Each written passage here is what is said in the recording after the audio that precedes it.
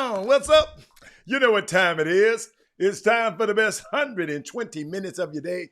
The Chop Shop, the nation's #1 urban sports talk show, and also your midday sports happy hour. Yours truly, Robert Hatter alongside Jim Hicks, coming to you live from Houston, Texas, but we broadcasting all over the world via Facebook Live and YouTube Live on this great Monday morning. Jim is off screen right now. He'll be in shortly, but you know it's Monday, and I get a chance to just sit and talk to y'all.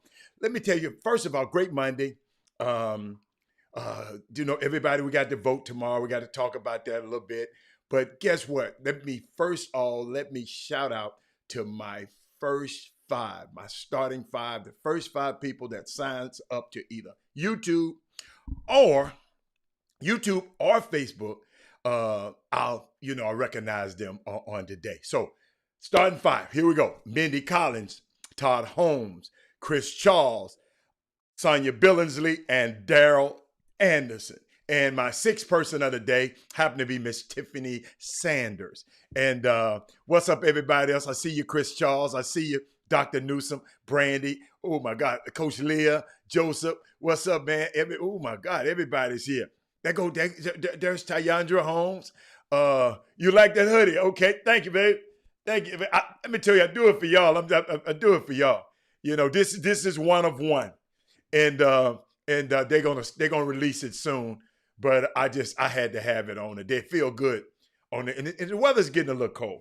So let me start off today. I got a few topics that I want to talk to, especially before Jimmy even get here. First of all, Lewis Hamilton again. Okay, I know y'all hear me talk about Lewis Hamilton a lot. It's just such a unique situation, and he won again. You know, he won again. And Lewis Hamilton is the only African-American black Formula One driver in Formula One, and he happened to be the best. And what I want y'all to do when y'all have time, just put this in your notes, go over to YouTube and look up Gayle King interviewing Lewis Hamilton. Look up Gayle King interviewing Lewis Hamilton, and you will get to understand who that man is and the young man that Robert Hatter be talking about all the time. And great young man. He just doing so many things that we ain't just. If I just stumble up on him, I don't know how I stumble up on him. I guess just researching, I stumble up on him. Powerful young man doing some great things in NASCAR to promote young black kids into the STEM area, so they can be able to get those high-paying jobs in Formula One, because it's all engineering. But go check that video out, Gayle King and Lewis Hamilton. Go check it out. Then you'll understand my affinity for the young man. And so Jimmy done popped in. Let me make sure he's in the screen. Oh yeah, he's in his spot. Let's see. Let me see how I add him. Let me add him in right. Oh, there he is. Jim, come up in the screen a little bit. Yeah, you're a little bit down there. Let me hook you up back there. But I just wanted y'all to just sometimes we got to understand there's some people around the globe are doing some powerful things, and we're not even aware of it. And I just want us to be aware of it, though. That's all. So, Jimmy, what else I had? I got a couple more things I wanted to talk about. A shout out to the Lone Star Golf Association. I went by their golf tournament this weekend, just stepped by, because we had a few of the ladies and the gentlemen from the Diamonds on the Green who were on our show. They participated in that tournament. So I went by there and got a chance to meet them face to face. So shout out to Miss Tammy and Miss Sharon. Sharon came all the way from Dallas. Got another thing I want to play for y'all, but I thought about something over the weekend, ladies and gentlemen. Jimmy, somebody brought it to my attention. Y'all, see, we in Houston, we always talk, but we don't know how good we got it. Can you imagine somebody from out of state? I knew it, but I just have never talked about it on the Chop Shop. Houston, Texas. The Major League Baseball coach is black. Right now, the pro football coach is black, Romeo Crennel. And now with the addition of Stephen Salas, your basketball coach is black. So Houston got a try. I just never thought about it when I saw that, man. It's amazing. We got and a shout out, Jimmy, to Derek Johnson. Derek Johnson, all the way overseas. I don't know what country he's in. He received his Chop Shop t-shirts and he had them on, and I posted them on our Facebook page. I'm just proud to know that around the world, somebody, Derek is flashing his Chop Shop t-shirt. So, but let me tell y'all something, man, a powerful thing too. And I just thought about this, and I want to share that with y'all before we get into sports. When I saw some people that were just going to vote the other day, you know, they had a line, you know, I guess they're going to the polls, and they got pepper sprayed, and I thought about this last night. Thought about this Brandon Nicholson and Wesley Yates. I said, what is it that they don't want us to see? Thinking about it. Why do they really not want people to vote? It must be powerful if you are so invested in preventing me from doing it. I want y'all to listen to these words now. If my vote didn't matter to democracy, if our collective vote didn't matter to the inner workings of government, if it didn't have any effect, if voting was just such a ridiculous notion as some people like for you to believe it is, to those who are apathetic about it, you know, and to all those that are strategic enough to try to make it seem like it's not a big thing, here's a reason. Because they know how powerful it is. Happy election week, Barry Down. When somebody try to vote, they know how powerful it is. Do you know the impact it would have if you were able to have a representative from your community of your choosing who values and believes, and the platform would resonate and effectually and holistically represent you? Can you imagine that? Imagine the power that individual would have, which is precisely is what I meant by the government for the people and by the people. If not, I see some people saying, I'm going to wait all night long until I get that ballot. Let me tell y'all something, man. It's a movement going on right now. It's more people than voted already, y'all, than all the people that voted in the 2016 election. Something's going on out there, ladies and gentlemen. Let's do our civic duty. And let me tell you something. Let's vote that hatred out. Let's vote that mess out. You know, you know what, Jimmy? A friend of mine called me and said they had to cut some of the pro-Trump supporters loose. I think it was telling me about Don Lemon or somebody said. They said no. They said some kid. It wasn't kid. They said they are like addicts. They have hit rock bottom. They have a cult mentality.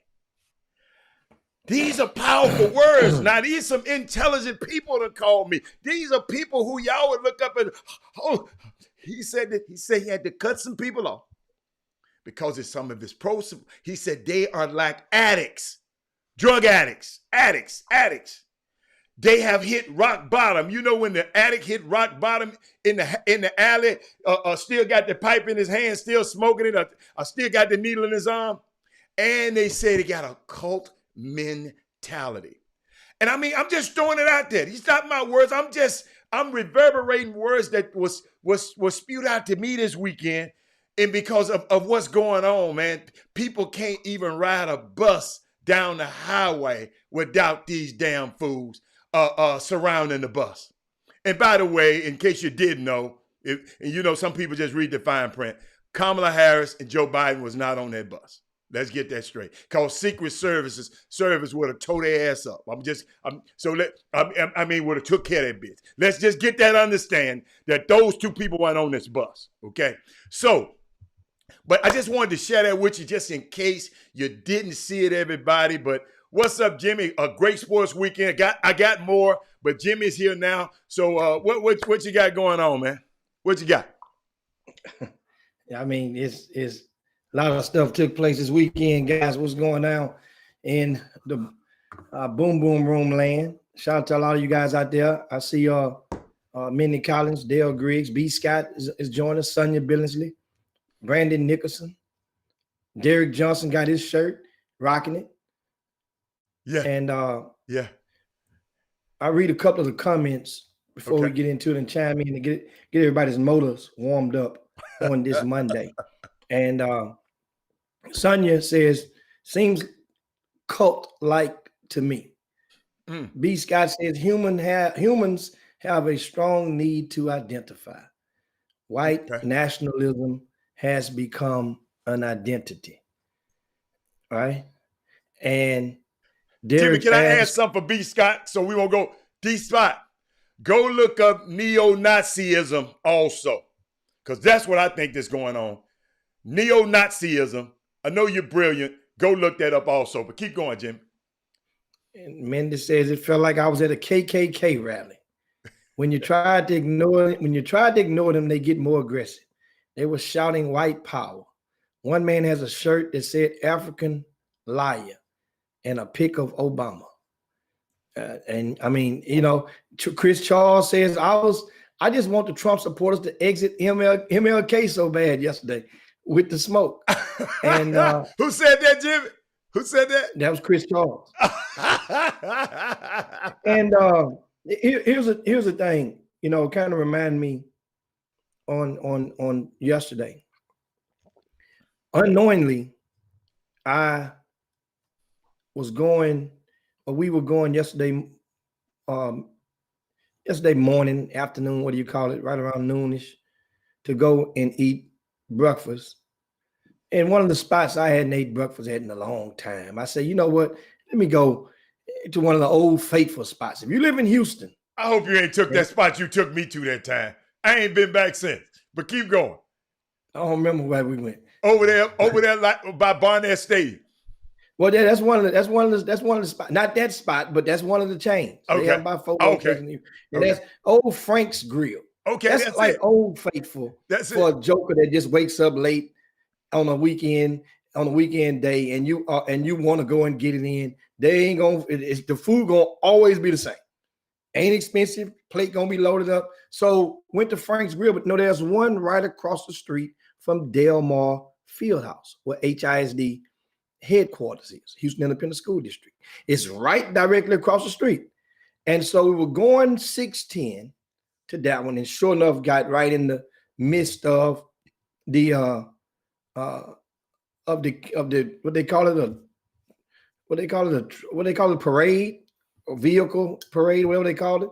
So of course, coming up 16 right at 45, it bottlenecks out into about 2 lanes. 2 lanes got to go 45 north. 2 lanes can go 45. One lane can go 45 south. And then 2 lanes can go and keep going 16. But it's a real bottleneck.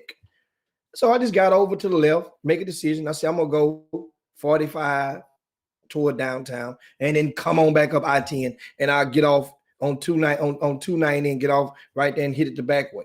And that was my solution. The solution is now not everybody had the luxury of where they would go traveling to or from to be able to make a decision to go an alternate way. And on my way home, I did not come back 610. I went back home, I-10, and came on I-10 through downtown. So my thing is, it reminded me every Sunday evening in my hood, in my community, Homestead, northeast side of town, right? Trinity Gardens, that's all neighboring, you know, Houston Gardens. What all city this gas neighboring at? community. What city gas at? City gas on the back end, it's Wayside. You know, that's we can call them our brothers. No, I be you know. hearing it. I hear him say it on the radio.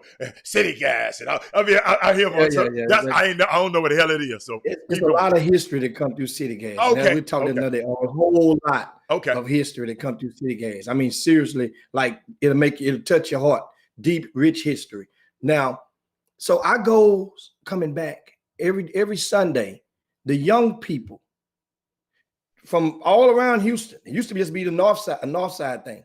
They a lot of them converge and they meet on Homestead and they park on the sides of the street, kind of like a parade. And different people just park in different businesses that's closed. And as you drive through, there kids on both sides sitting on their hoods, and then some people would go. Some of those kids, they're getting in their vehicles, do burnouts, do donuts in the middle of the street. They do all of the waving and the swagging with the vehicles. So I've long learned and told Sandra, anytime Sunday after 3 p.m., don't even go that way. Go another way. You avoid that. You know what could happen if you inject yourself into that direction, because those young people are doing young things. Police then came and swooped them away, and they didn't let them come. They realized you swim away here, they're gonna go somewhere else. As long as nobody is committing a crime, a visible physical harm against somebody else, then okay. But them youngsters squaring lanes, of course, yeah, that's spooky. That's dangerous. It's dangerous. But my thing is, I apply the same ideology. When you know what's on a lot of these people's mind, that's feeling some kind of way, that's riding around with these flags on their trucks and ride on the freeway and not wanting you to get over. Guess what, guys? Don't put yourself in that situation, because understand something.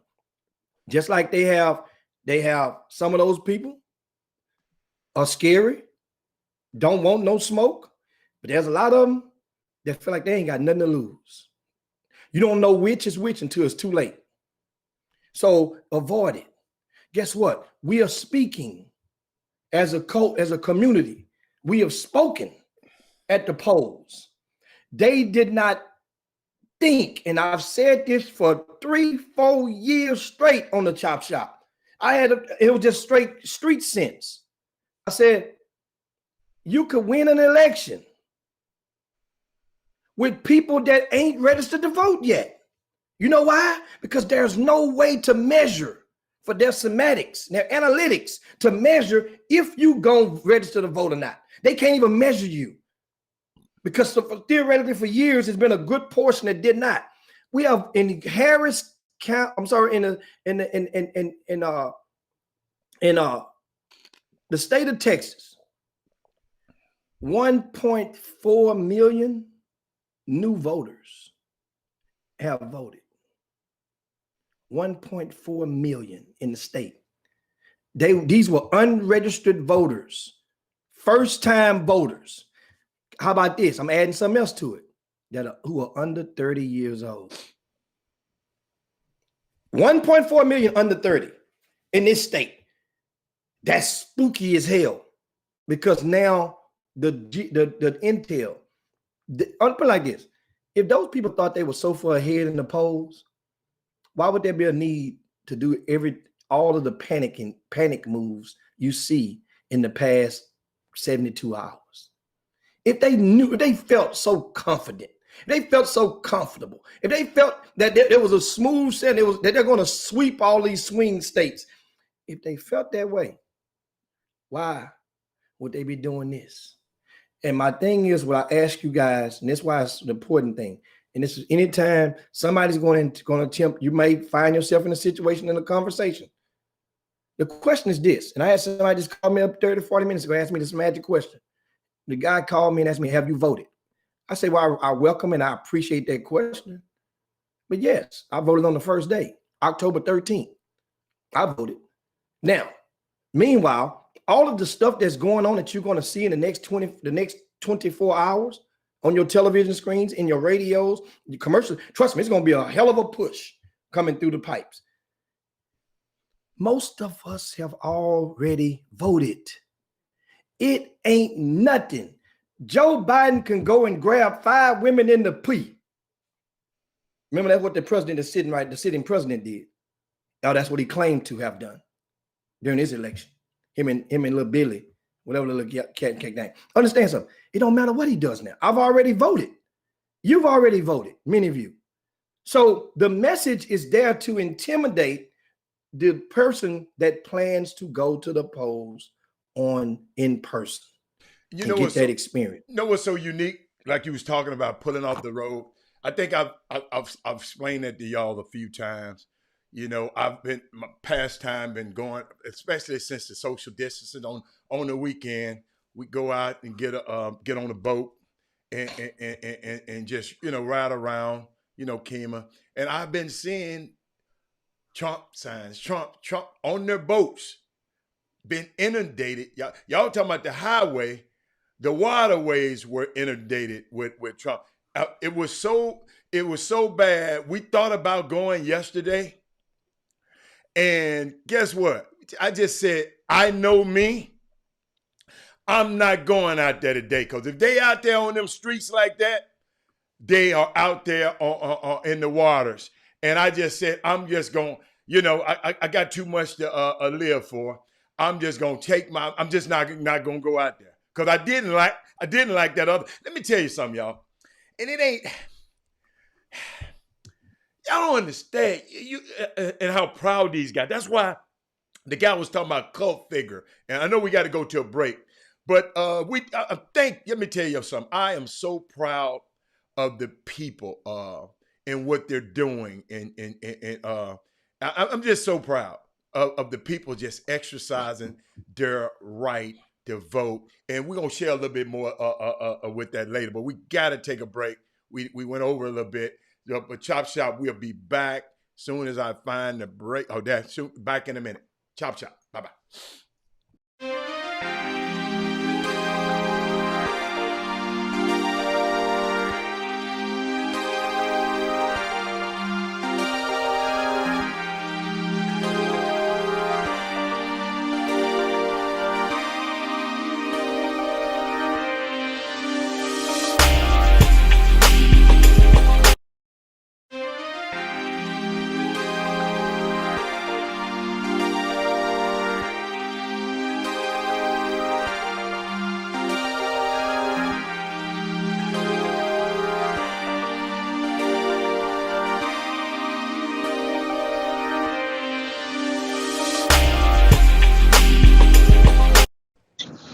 No, I don't. I don't know where those polls come from.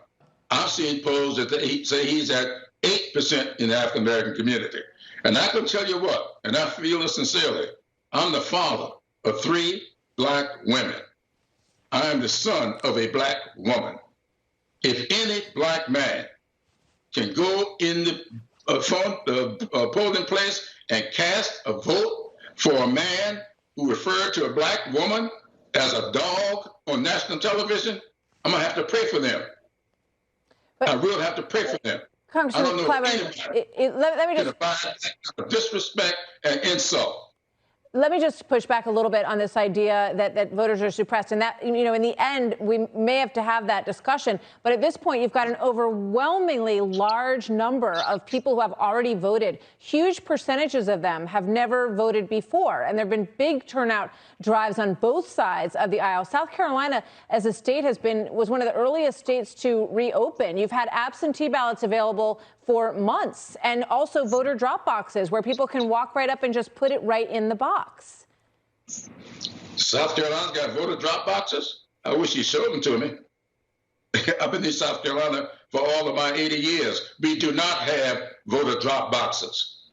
That's how lies get out. Well, it's my understanding that every state has them. If South Carolina doesn't, that's a big question that South Carolina should address immediately, because it's my understanding that every state has them. We tried. Well, you're understanding wrong. Okay. We tried very hard to get the voter drop boxes, and the legislature would not approve them.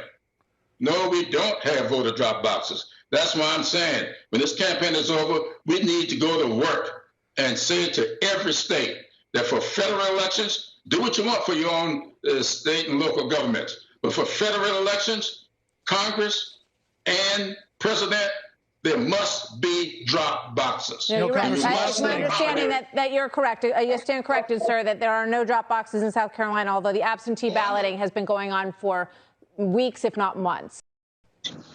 Welcome back to the best 120 minutes of your day. The Chop Shop, the nation's #1 urban sports talk show, and also your midday sports happy hour. Yours truly, Robert Hatter, alongside Jim Hicks, coming to you live from Houston, Texas. Did y'all see her in her lie and her propaganda? And he said and told her, but she did say she stand corrected.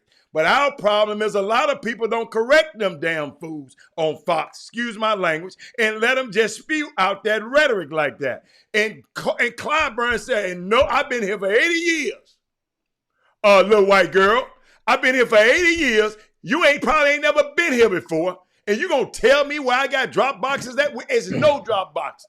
And that's the problem, man, that I've been having. Hold up. Did y'all see what was going on? I mean, for real, look with your third eye this time. This the kind of stuff that they spew out. And hold up. And our black friends go take this stuff and post it on social media. I got 2 of them I'm about to unfollow very shortly. These guys are black men are cult followers of Trump. I just don't get it. I don't understand. I just don't understand. But I just wanted y'all to see that. Congressman Clyburn, and straighten that little young girl out. Say, hey, little mama, you don't know what the hell you're talking about. Well, I stand corrected, but it has been early voting. No, you said there's a drop box in every state. Lie. But yeah, I had to play that for y'all. I couldn't wait to go to the break to let y'all understand this the kind of stuff that your friends, all your friends who think they Trumpers, they be spewing on Facebook for attention. Those guys want attention, y'all. Don't give them no more. But yeah, what else you got, Jimmy? and so we're sliding on over. Once again, I like the guys keeping the conversation lit. And Derek Johnson, you guys didn't know, we talked about him earlier. Yeah, he's actually watching the Chop Shop from Germany. Yes, and and he sent his absentee ballot in, and it successfully made it to his destination. Not everybody is that that fortunate as far as an absentee and the mail-in ballots. That was a risk that I wasn't really willing to take. And speaking of Germany, and the reason I mentioned him and being in Germany right now, watching shout out to Derek Johnson. Germany is going today on a partial lockdown. Mm-hmm. The whole country, mm-hmm. Right? It's going to last for 4 weeks in Germany. Okay. And bars, pubs, it's going to close for the most part. Restaurants will be open for takeaway only. This is as a result of Europe. In case while we've been paying attention, getting ready for our elections, Europe is in the process of shutting down as a result of the pandemic, a recent resurgence in the COVID-19 cases. So I mentioned Germany, and there's other countries. Italy. How about France, right? And 36,000 new cases, right, on Wednesday. Italy is about 33,000 new was the day before that. Italy is about to shut down, Jim. How about this, huh? Italy is about to shut down. They playing around. They're about to. France has already announced that the rest of November, people will only be able to leave their homes to buy essential goods. Damn. Only for medical reasons, and they can get to exercise for an hour a day. How about this? If anyone that lives in France leaves their home from now to the rest of November, they must sign some type of form. They call it a attestation form. testing that this is where you're going and this is where you're coming back to. They have to sign that if you're leaving your property. Okay, that's France, right? And you mentioned Italy was about. How about Belgium, the home of the waffles? And Belgium has imposed a partial lockdown. That's the hardest hit country in all of Europe, right? All non-essential businesses have been shut down in Belgium. This is going on right now. And you mentioned Italy. How about Greece? Greece is going to shut down all bars, restaurants, cafes, cinemas, gyms across the country, including the capital, Athens, Greece. This is going down right now. Spain, they just declared a state of emergency, right? And they implemented a nationwide curfew from 11 p.m. and 6 a.m. This is going on right now, guys. Right now. So I was reading an interview from yesterday with Michelle Roberts, and they was asking Michelle Roberts her thoughts on a variety of things, and then including the possibility of starting the NBA season in on Christmas or right December 22nd or whatever. And Michelle's like, are you seeing what's going on over there? How can we start when we see Europe was okay just 3 months ago? USA we were teetering 3 months ago. Now we have a resurgence. Europe preceded us with a resurgence on this pandemic. Now, one thing they also asked her during this interview, because it's been rumored that she's going to step down, right? She said she's only coming just to patch the gap and make. Well, she's done a super job. Both sides of the fence respecting Michelle, man. Roberts, that is. So she defined it, and she says, "This is what happened.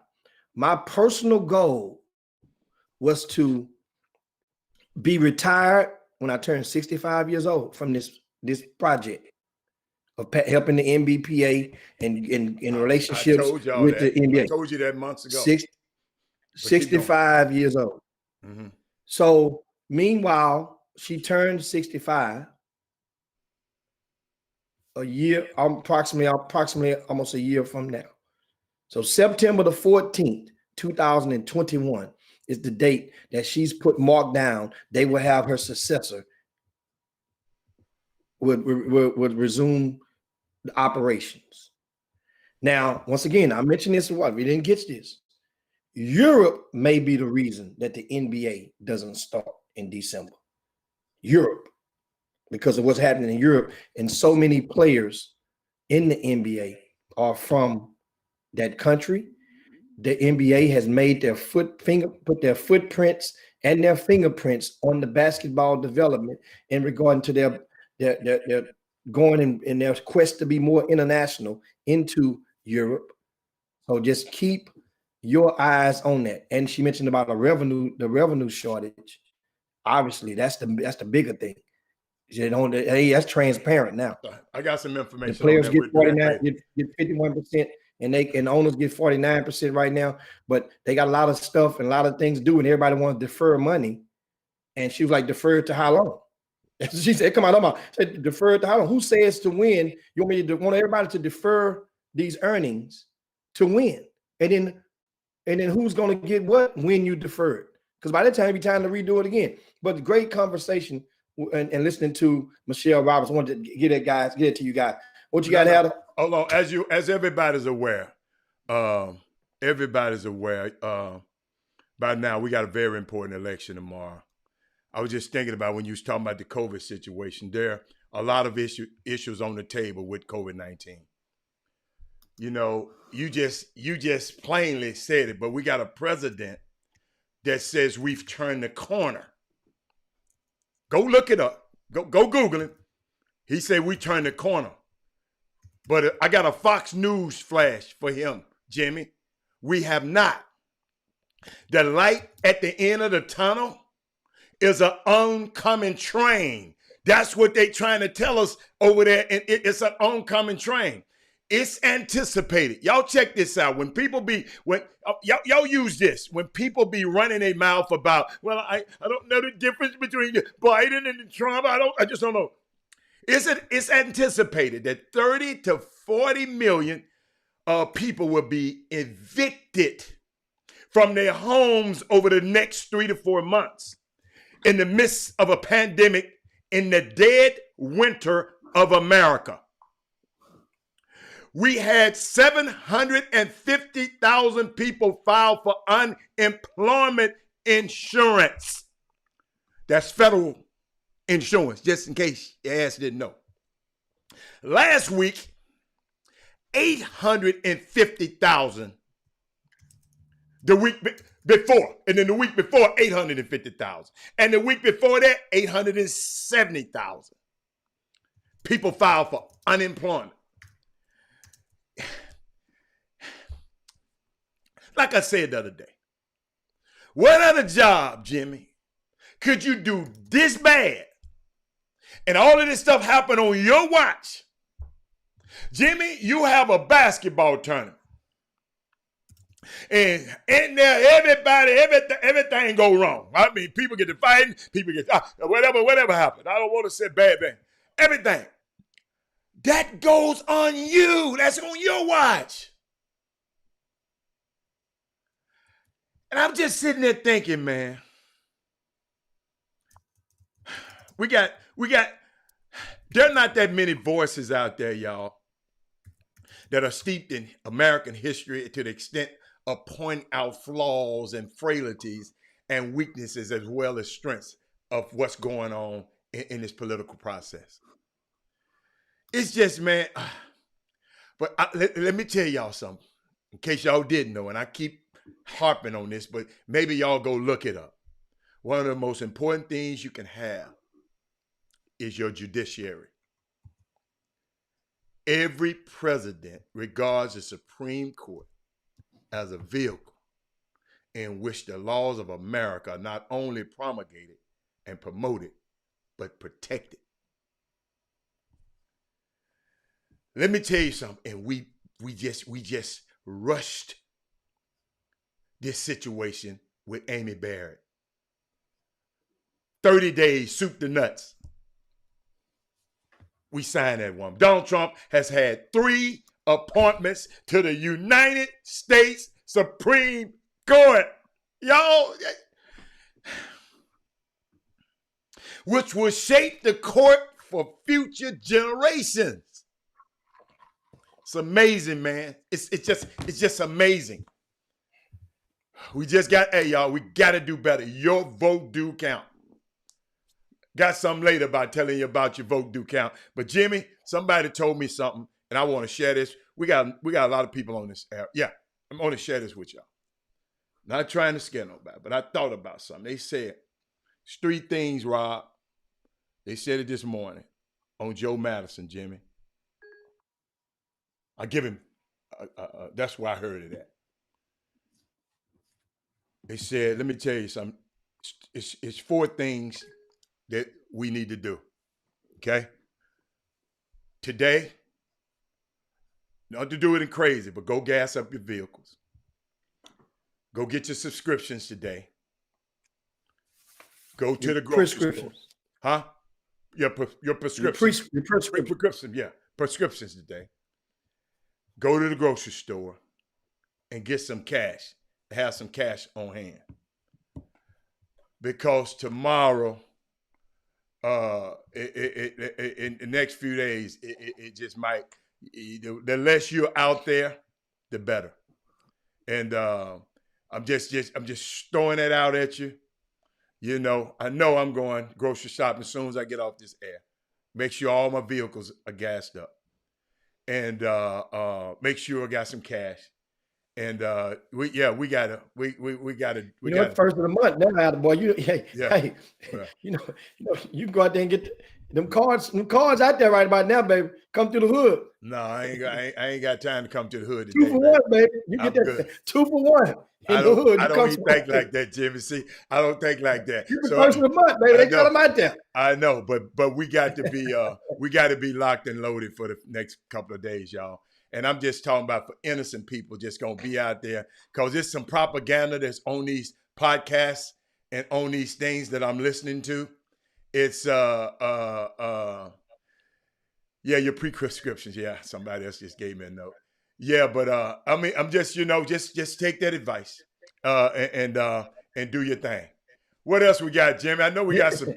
Let's talk a little. I mean, and like I said, you guys keep. Let's get our football picks out the way. Let's go. Football. Share the show. Yeah. With your timelines, with your friends, with your groups. This is the perfect time if you're watching this right now on the Facebook feed. You guys on YouTube, shout out to all you as well. Kim Jackson, I see you. Ken Lutz back with us. Angela Holcomb in the house. Jeremy Davis up in that joint. Mo City Finest. All you guys, give us a thumbs up. Let us know you're there in the YouTube boom boom room. Now let's go and we'll talk some NFL. We're gonna talk college football. We're gonna recap some remarkable stuff that happened in the high school football ranks as well. We got a lot, and guess what? We might even get around to opening up these phone lines because I know based on all these comments, some of you guys got some stuff to get off your chest as well today. Let's get the football picks, Hal. The football picks from this past weekend. And let me find my here we go. Find my sheet. Yeah. And I pull up. You got to pull yours up. I don't know what did happen, huh? What'd you say? What up, Rob Wells? Rob Wells, what I do, baby? What we do, Rob? We gotta go. Don't spoil the fun. Let's go through them first. Hell, let's just get halfway done at least. All right. First up, Thursday night's game. The Giants and the Eagles. Right? Is that the right? Now the Thursday night game is Atlanta and Carolina. Yeah, this is the wrong week. I knew it didn't feel right. There we go. The Dirty Birds and Carolina. And Atlanta won 25-17. I had Carolina. I lose that one. Next up, New England and Buffalo. Which New England loses that game. Oh, but by 21-24. I had Buffalo. I win that one. No, you gave me 3. No. You gave me 3.5. Oh, really? Yes, you gave me 3.5. No, Buffalo had 3.5. Yes, but I got New England. You gave me 3.5, man. Oh, yeah. Yeah. So did. Yeah. Yeah. Take that one, scratch that one out. Yeah. It's 3.5. That's Robert. Look at the line right now. Yeah. Take a look. Take another look at it. So let's go. Next one, Tennessee at Cincinnati. Okay. And Tennessee. I had Cincinnati. Cincinnati won 31-20. I won that one too. Right. Okay. The Jets at Kansas City. I won that one too. The Kansas City gave up 19.5 points. Won that one too. And won by 26. The Rams at Miami. Won that one too. Miami. No. I had Miami. Yeah, Miami won 28-17. Yeah. Yeah. Okay. Won that one too. Yeah. Detroit. Uh-huh. The Lions and the Colts. What happened? I can't see it.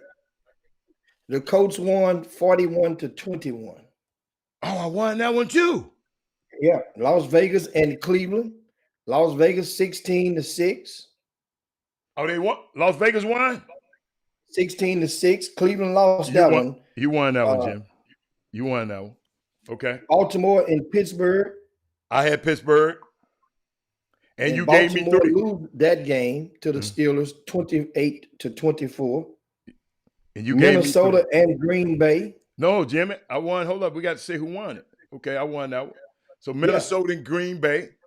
Minnesota and Green Bay. Green Bay loses. Oh, I won that one too. 22-28. Okay. The Chargers and Denver. Right. I lost that one. Denver won 31-30. Oh no, Jimmy, you gave me 3 points. The Chargers.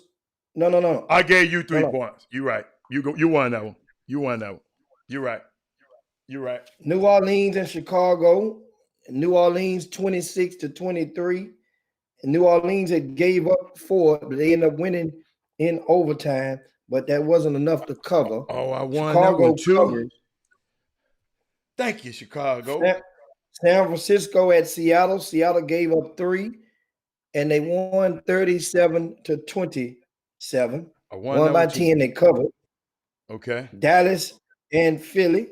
Okay. Philly gave up 7.5 and won the game 23-9. And that's the total. And as you guys know, I ain't gonna count that. I get TK again this week in the football ranks. So you know what normally happens in sentiment, and that's just anything, the human nature. When people see their ass, other people get their ass whooped like this, you tend to root for them. Because like, oh man, come on, I'm rooting for you. That's how life goes. I'm rooting for you. That's like moving. Yeah. So guess what happens now? Right. Everybody's gonna be willing to go the extra mile to help me with my picks on Thursday to say, Hicks, don't pick that team. You tried it your way and it ain't working. Jimmy, I look like Darth Vader. I look like we're gonna go and help you get this thing right. So now, and law of averages show that I will win 1 out of every. Oh yeah, you're gonna get some 4 weeks. Yeah. So that means if I lost 3 straight, if you're doing the math, I'm a stat man. I win 1 out of every 4 weeks. So I'm 2-6 right now. So you added Jimmy, do the math yourself. Man, Jimmy, you ain't won nothing now. What do you mean? I won 2 weeks. You won, and I won 2 weeks. You won 1. I won 2, Hatter. What do you mean? You won 1. I won 2. 1-1. We tied 1 and you won 1. Ain't no. Yeah, it's all right. It's all right. You can't count. I got the right. Lori, one thing about Lori, she has them all in a spreadsheet. No. Rod Wells got them too. Rod Wells got them in a vault. Rod Wells just showed you 6-2. I just said that. Rod Wells, I'm telling you. Well, I ain't thinking about Rod Wells no more. Again, from the man who just told y'all about believing what's on Fox News, you're gonna believe what he just said when he come in. I'm telling you, it's 6-2. That means I didn't see what he said. I'm just telling you about what I'm saying. I ain't see what he said. I ain't looked at Rod Wells yet. And Mr. and Landon are the ones say basketball is different every night football. Absolutely. I never. This ain't about football. Dude, I'm just getting lucky. Guys. I probably have not watched but maybe 3 pieces of football games in 7 weeks. I don't even watch it like that. I go and drink while it's on and engage into the spirit of a gathering. I've never been the football guy like that. Now, if there's something going on, if it's a moment to catch, like watching North Shore High School football, you're going to support something like that and they play Katy, that's a moment to catch. Oh, I'm going to be there. Now, if it's a big game going on, you go like, say if you're going to the Labor Day Classic. I'm not going there. You're not going there to watch. I ain't never watched the game. Man. You're going there to be a part and catch the atmosphere of the gathering and be a part of the event. So and I've always, people that know me know that I've always been. But you know what I saw, Jimmy? Thaddeus Moody sent me something this morning in the undefeated. Prairie View made the undefeated, Jimmy. Prairie View is going through some stuff right now, and about the election. They took away their voting options and shrunk it from 2 weeks to 3 days in Prairie View. Prairie View A&M students asked, if our vote doesn't matter, why do you keep trying to stop us from voting? That's the headline. I just said that in my soliloquy in the beginning. Students in voting rights lawsuit recognize their place in a decade-long fight. Unbelievable. They said for nearly. Well, I mean, and I just explained what it was about. They snuck, meaning the Waller County. That's the county that encompasses Prairie View, which is about 35 miles out of Houston. And they snuck that amendment in on the voters, on the suppression efforts. They snuck it in overnight. What was the amendment? Prairie View, what was the amendment? I say the suppression efforts, they snuck it in. I know, but what was meaning that they shrunk the vote, the time from when they can early vote was like almost 2 weeks. They shrunk it down to only 72 hours. Jimmy, why would somebody think about what you just said? You know, Jimmy, because we still got people out here that believe voting don't matter. Okay, we still, I don't know, we still got people. So they shrunk. Why would you shrink the voting time, Jimmy? Why? Why would you? Well, I mean, it's obvious. I mean, they don't want, because that's how you do it. It's an effort to help increase your odds of winning. And that's what it comes down to. So those people are doing what they are allowed or in position to do in order to keep themselves in position to remain in power. Once we understand, and we are beginning, because I mentioned the numbers earlier, 1.4 million new voters statewide. That don't mean 1.4 million new voters that voted for one side or the other, but collectively, they know what the majority of those new voters were for. Because if they were all for the red side of the fence, then there would be no need to do all the stuff they're doing right now. They would be picking their teeth with a toothpick right now, sitting back saying, "We got 1.4 million new people on stand. Y'all, we got you covered. We got you." They're doing it now. And the thing is, y'all, I want to read the first couple paragraphs of this article. It just interested me. I always find the first two paragraphs of an article interesting. And it just said, for nearly a half century, Prairie View A&M University students, let me make sure my thing ain't too loud, students have fought for their right to vote for a half a century. Today, 5 alumni and students continue to work the work of those who came before them. 2018 students, Jayla, I'm going to call these people's name out.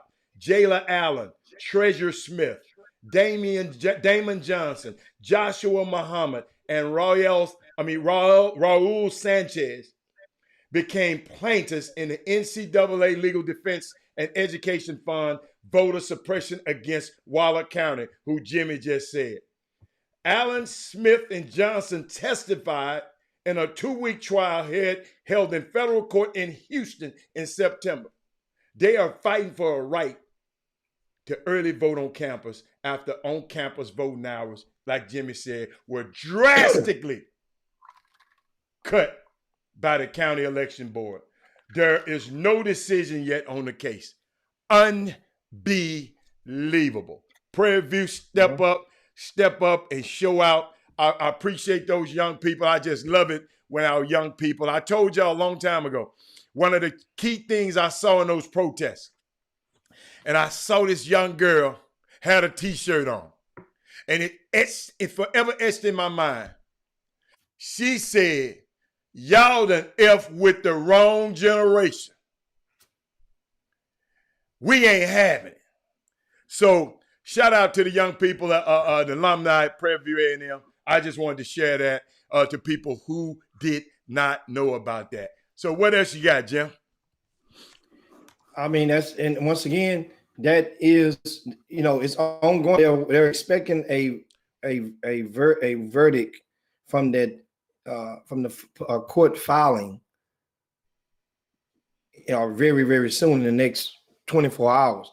And and not at the same time, even if they don't win, exercising that right, and they're not going to go and just take this standing down.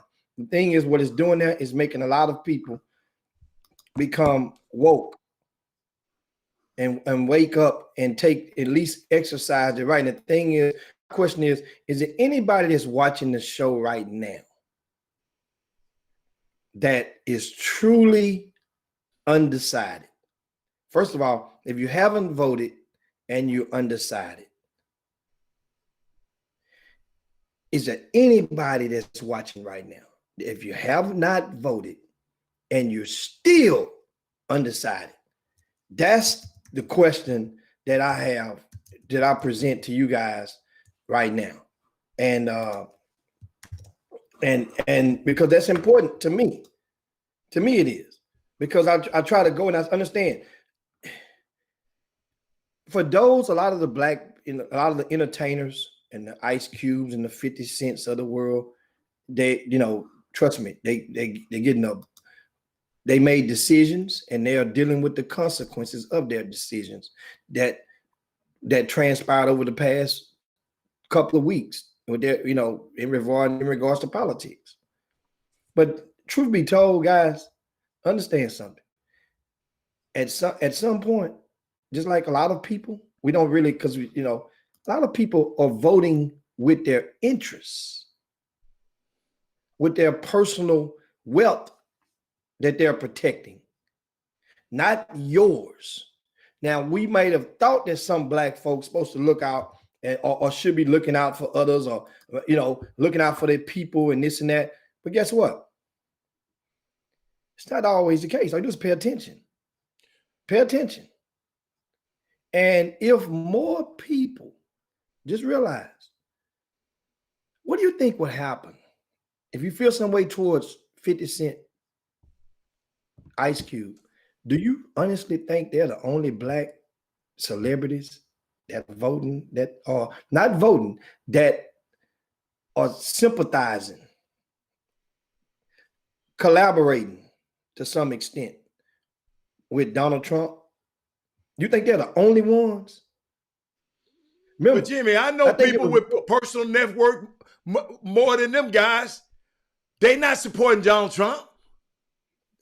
I didn't say support. No, I'm just telling you, I know people, because we always think since you just said it's about money, they vote, but they know. I know people with personal network more than those guys.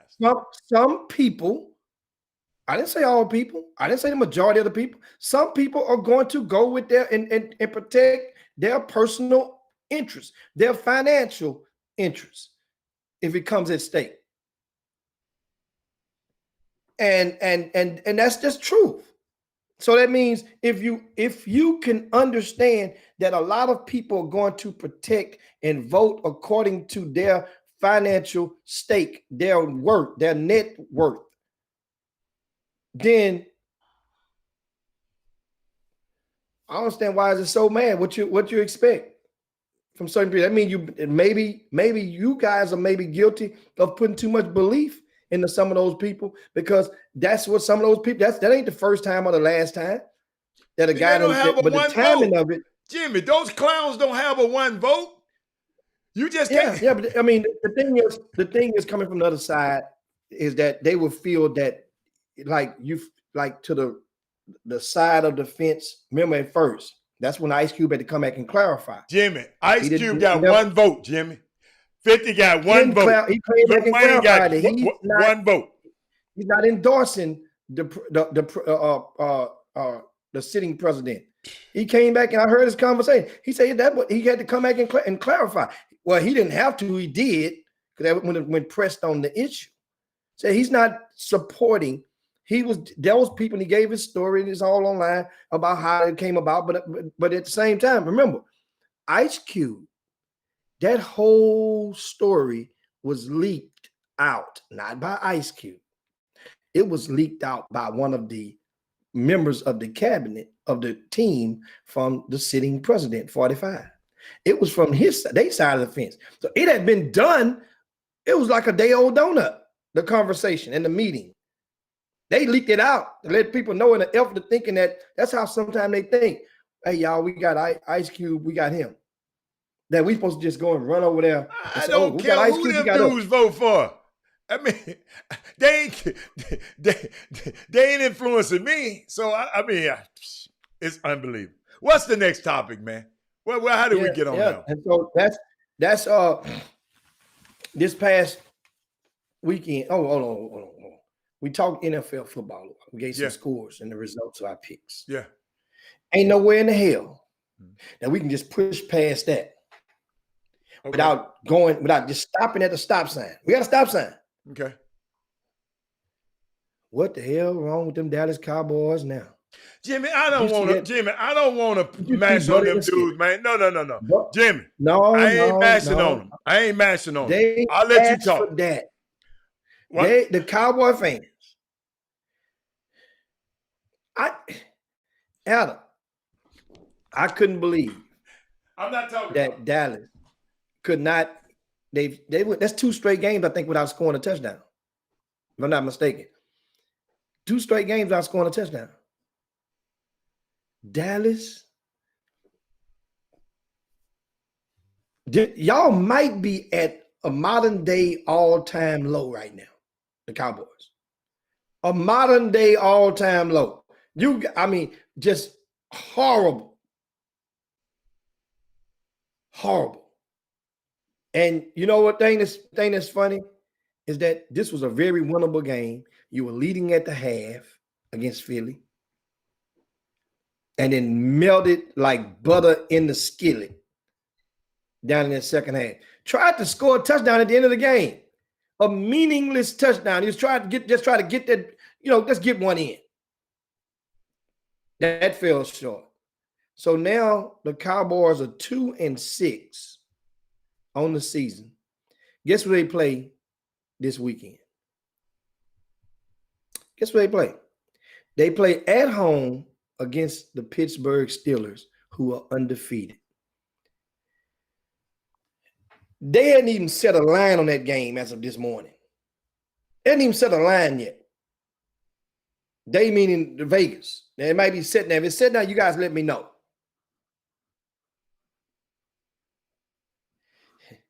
Kerry say, Hicks, you've been running that stop sign for years. Don't try to obey the law now. No, I got to right now. 2-6.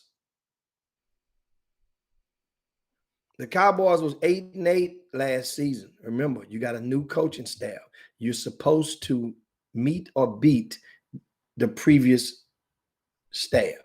That's normally how it goes. You make changes in order to make improvements. And you call your changes initial improvements. That's why you make that higher. It's like with the Houston Rockets. You got Silas. Silas will be expected to meet or beat what D'Antoni did. Yeah, believe it or not. Tyronn Lue is going to be expected to meet or beat what Doc Rivers did. That's how it goes. But man, I just can't believe the Cowboys. I can, but man, speaking of Pittsburgh, Mike Tomlin right now should be a solidified Hall of Fame right now. His Hall of Fame should be solidified if they can keep this up and make a march at least to the AFC Championship game. Because this will be done for none if they don't make it. Wait. What did you say? Mike Tomlin, Hall of Fame. If they can make it to at least to the AFC Championship game. Jimmy, he done won a Super Bowl, Jimmy. I know he has. But that don't mean that they wasn't willing to taught him that there. Right now, Hall of Fame. Okay, let me help you out. Let me help you out. Get to the championship. Can I help you out? Of the AFC. It's a no-brainer Hall of Fame. Can I help you out? Mike Tomlin won his 140th regular season game, which broke a tie with Tony Dungy for the most wins by a black head coach in NFL history. Mike Tomlin is already in their Hall of Fame, Jimmy. He done won championships. What I mean is first-time ballot no-brainer. That's what I said. I said no-brainer. I'm glad you don't have to vote. No-brainer. By me saying no-brainer meant to say first ballot no-brainer. If he just gets to the AFC Championship, they are rocking right now. And with the Steelers meaning under his guidance. Remember, Pittsburgh, Mike Tomlin, think about all of the heat he took in the past 3 years when he released certain players and people were on his ass. Remember, he came this close. It was a movement and a petition to get him fired. Guess what? But the Rooney family did not budge. It's the writers and all of them people. But see, the reason I just gave y'all that that stat, okay, about 140th regular season game, topping Tony Dungy. Reason I said it, because a lot of other black coaches could have did this if they had that longevity. Like Mike Tomlin and most organizations would have been fired. But the Rooney family, who's over the Rooney Rule, whose namesake is the Rooney Rule in NFL, they did not fire him. And guess what? If you ever been to Pittsburgh, you'll understand. Even Terry Bradshaw, with his old decrepit ass, was talking negative about Mike Tomlin. So guess what? Man, I shout out to Mike Tomlin. I think he's a Hall of Famer. You know, because I go look at the criteria of those guys that's already in there. He fits the criteria right now. He fits that criteria. Been too consistent, but he was allowed to stick around and make mistakes and have bad games. He told y'all last year, my quarterback hurt. Yeah, y'all don't like him, but Ben Roethlisberger, when he's healthy, Pittsburgh plays better. And I just wonder what what that guy Antonio Brown thinking about now. But he got a good landing spot. But Jimmy, he just left that team because he's jealous of Juju Schuster. Because they named Juju Schuster some athlete of the year, whatever, player of the year, and didn't name him. He got mad. So, but yeah, Mike Tomlin, I'm gonna take up for him all day. Y'all already know how I am about them black coaches. But Jimmy, hold up, Jimmy, to the people who just joining in, earlier, I said something about the rare distinction that Houston sports has. Houston has, check this out, a black manager for the baseball team, a black head coach for the football team, Romeo Cannell, he's interim, but at this moment, and a black head coach of the basketball team. And I know that ain't ever happened before in Houston, Texas. So guess what? Right now, we riding on a little bit of history. Just in case y'all didn't know that, or just in case y'all didn't notice it, we riding on a little history around here. What else you got there? Yeah, and I was going to say is give a shout out to, we talk a little college and get down to the high school. But first, speaking of high schools, I want to acknowledge Byron Smith and the staff at Prairie View A&M for being able to land the commitments of two of the areas of Greater Houston top high school basketball 12th graders. Where they ranked, Jimmy? Since they the top, where they ranked? Do you have that? Brian Miles, I have to look and see right now. Matter of fact, let's do it like this while we're waiting. Howard. I didn't mean to give you nothing like that. Me Papa Willie on this and Brian Miles is one of them named, and PJ Neal is the other young man's name. Yeah, I saw that. Brian Miles, PJ Neal. Now they both attend Legacy, right? The School of Sports Sciences. And what I do now is I'll share this with you guys as it is on rcssports.com. And as I go now, these are the 12th grade rankings, which were just updated on the 19th of October, a couple of weeks ago. Remember, these rankings will be updated every month, sometime in the middle of the month. Now, here's Brian Miles coming up, number 10 in the area. As you see it, we updated it this morning with the news, caught the news coming down the pipe. Shortly after, we had updated the VIP news. And if you go into the VIP news, then trust me, guys, you will be able to see the write-up that preceded the decisions, which came also this morning. Now, Brian Miles is number 10, and here's PJ Neal. That's a picture of the young man. And Brian Miles, he attended Madison High School. And that's where he played at last year. He received an offer from Prairie View, Hatter, while playing at Madison when they played against Texas City in the playoffs. Byron Smith offered right there. They sent after the game. So they gave that offer to the young man. Mind you, he now committed. He went to transfer to Legacy and ended up still committing to Prairie View. I'm sorry, Jimmy. I was busy putting our picks up. I see that. Where is Brian Miles at? What Brian Miles is number 10. He's in number 10? Brian Miles is at number 10. Okay. And PJ Neal is right here at number 26 in there. That's the picture of the young man. PJ Neal was a starter on varsity as a freshman at the Heights High School. We used to call it Reagan back in the days. PJ Neal transferred over to Legacy.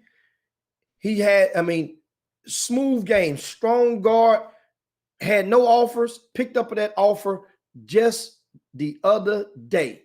He picked up the offer from Prairie View. Jimmy, now, I'm looking at two guys. Hold on, Jimmy. I'm looking at two guys. You know, I never look at this. Hold it, leave it alone.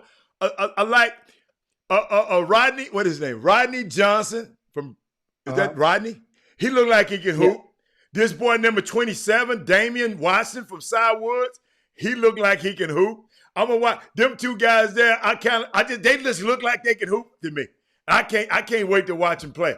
I'm gonna go watch them two play. Hey, it's a lot of guys in this list that look like they can hoop. No. I'm just talking about me. No, I ain't said that about everybody. I done looked at your whole damn list. I'm talking about me, man. I ain't talking about what you look at. Here go Brian Miles. I've seen him play. I've seen him play. And let me tell you what Brian Miles is. Brian Miles is a power forward that should really do well with the rugged style of the SWAC. I don't know if he's going to go and play immediately. I don't know. 6'7". Because right now, I don't know what Prairie View would have coming back in the front court. Remember, all Division I players will have the option to return for another year. But if you're a senior, that's up to the school. If that school wants to bring you back or not. Brian Miles has a type of game that will translate over and could translate over immediately. I haven't talked with the staff to find out what they plan on doing with him immediately or just redshirt and getting his body right. But he's rugged. He's put it like this. He should lead the city in double doubles this season. Brian Miles. I'm saying it right now. PJ Neal, there's no pressure for PJ Neal to come in and play. You know why, Hatter? Because Prairie View already have, remember, they have, isn't Tamir Bynum still there or is he gone? From Lamar High School. Jeremiah Gambrell, that was at Madison High School also a couple of years ago, he just transferred to Prairie View from Western Kentucky. Those are two guards. Prairie View they're solid in the backcourt with guards. And I'm thrilled to just mention to you guys, all four of those players that's on the Prairie View, that's those two guards. I mentioned Jeremiah Gambrell, mentioned Tamir Bynum. I mentioned Brian Miles and PJ Neal. They all were HISD products.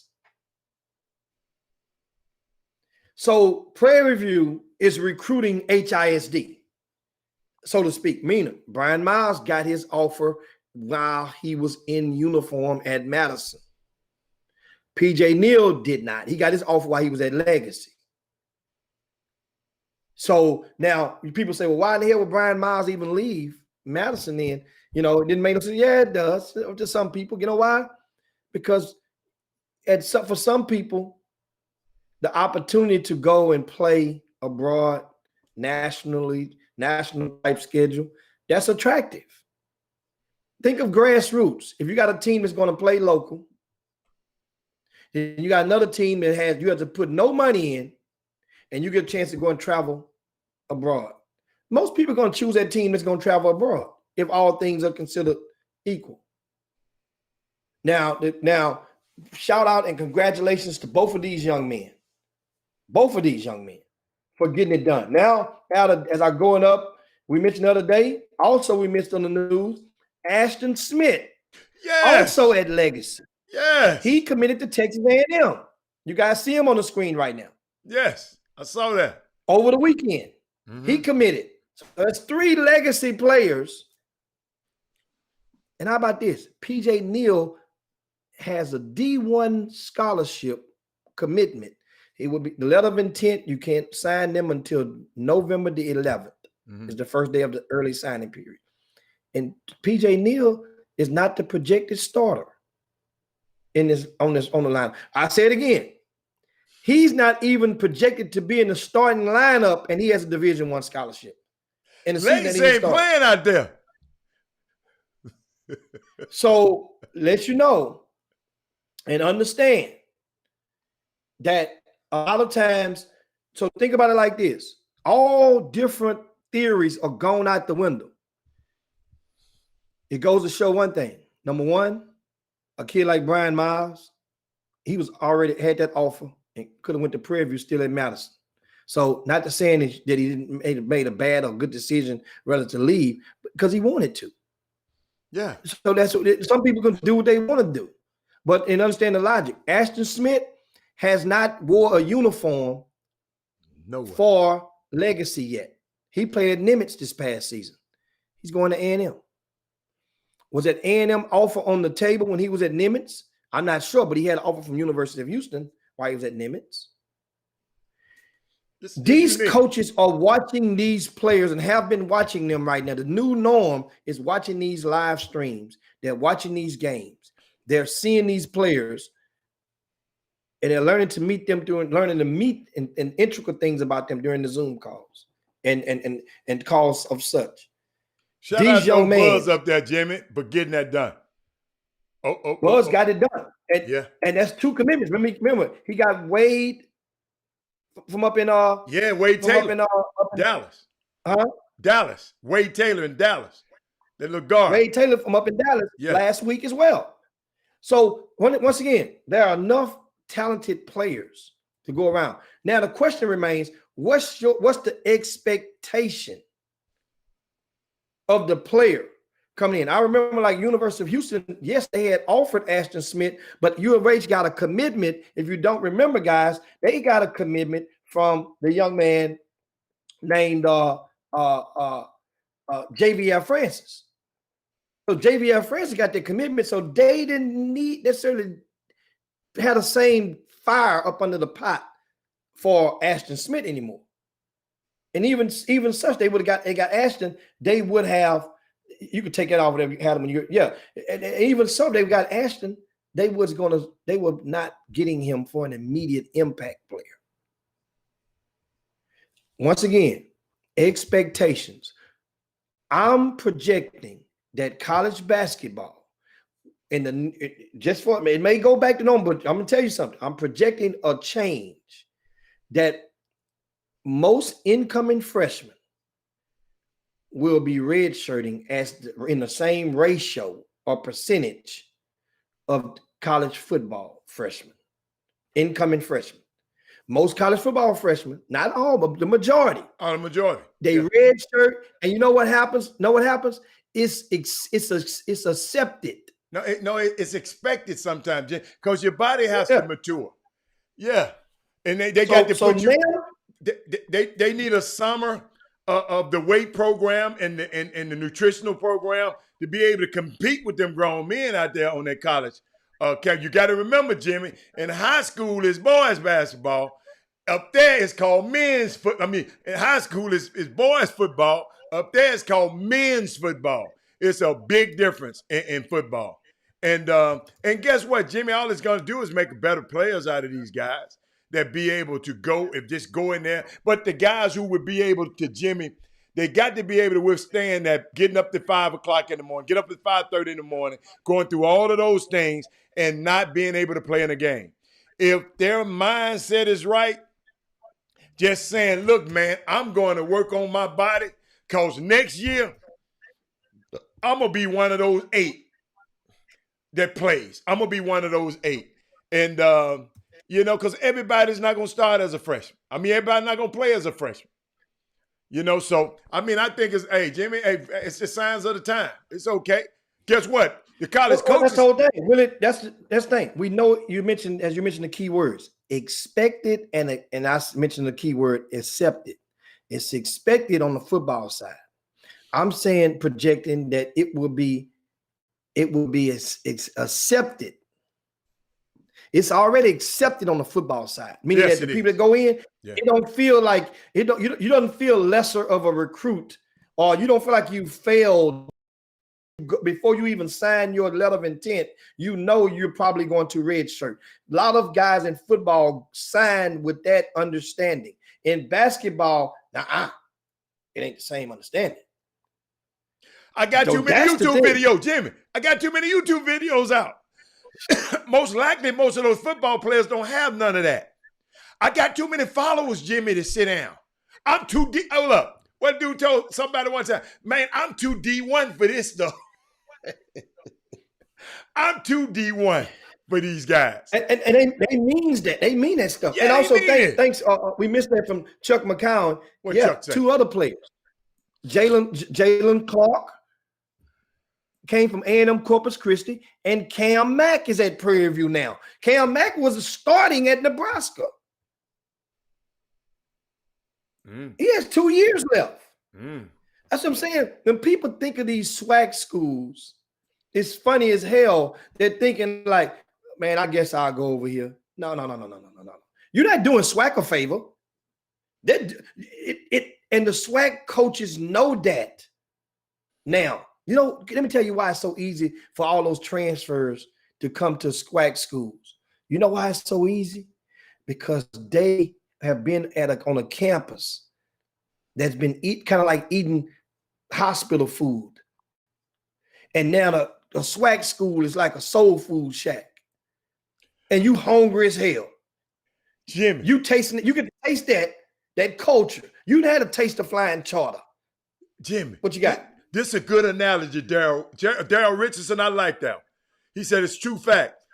He said, I always ask my kids, were you all city as a freshman? Jimmy, if you're a freshman in high school, were you all city? Most, 99.9% of them are not. Was that correct, Jimmy? Most freshmen are not on your all. So how the hell you expect to be? Absolutely hell no. Most freshmen, the 99.9%. Yeah, I said, yeah. Yeah, I mean understand. That's how you look at that analogy. That means you come into a college program. Yes, you a freshman all over again. In the literally speaking, in the terms of comparing yourselves with guys as you got to high school, guys that are 3 grades older. They are +3. When you get to college, they are +3. And they're grown. Big difference. Some of them got families. Big difference. Mama and daddy have influence in high school. Mom and daddy don't have the influence when you're in college. One of the most influential parents of our time in college, in basketball, just saw that with his son. That was Lavar Ball. You understand, of our time. To understand something, guys. He has 2 sons in the lotto in a 5-year span. You tell me the next time that's going to be done. I hope I'm living to see it ever done again that's not twins. That's a great point. Come on, 2 separate drafts. That's a great point. That's a great 2 point. separate years. You say what you want to say about him. Great point. He's still a pappy. And guess what? They've had, and we had him on the Chop Shop a month ago, and the family have had their peaks and valleys with communicating. But you know what? Even though both sons have signed deals with, I think the youngest one is signed with Puma, and guess what? They still acknowledge their dad. Go get that business. outside money, Jimmy. It's all right to bring somebody else's money into It's all right. It's all right. And the dad made the smart move. Sometime in life, when you see that you probably losing that arm wrestle battle with your family member or that loved one, you kind of just back out the driveway and say, you know what, I'm gonna be in a winning team. I'm not gonna lose my son. There you go. There you go. So guess what? If son want to go out there and want to go wear some Pumas, or the other want to go wear some Jordans or whatever you want to go wear, guess what? I'm gonna build this company and let you know whenever it's time, and if you want to come on back home and add your stuff or do this right here, or wear you some recreational gear, or give you a recreational line or whatever that they won't give you in your contract or whatever. Guess what? We're here for you, Jimmy. And always believe all of these deals with these shoe companies are not exclusive. A lot of people just see all of these deals are not exclusive. That means you got to wear their brand. But let me say this one key thing that he said, and I think a lot of people overlook. He said, man, over there, he's an employee. He's one of whoever else Puma got. Over here, he owns this. My son got his own company. It's all right for him to go out and get other monies from other place and come and make my company. All that's doing is making his own company more valuable. That's all. Yeah, we'll see after a while. I mean, I think it's unique, but Jimmy, I sit there because people used to bash on me. Not bash on me. They used to just didn't understand why I like this loudmouth guy. I said, man, he just love his sons, man. He got an unorthodox way of doing it, but man, the man loves his son. I mean, and that's what when you come out to his house, he cooked all the kids and his sons their breakfast and food. And come on, man, every dad don't do that, and y'all know y'all don't. Y'all don't have time. You be gone when the man wake up. So I shout out to Lavar Ball. I'm not gonna let the press skew my opinion. I'm not gonna let Fox News tell me who to like. That's all I'm gonna say. Yeah. And also in other news, I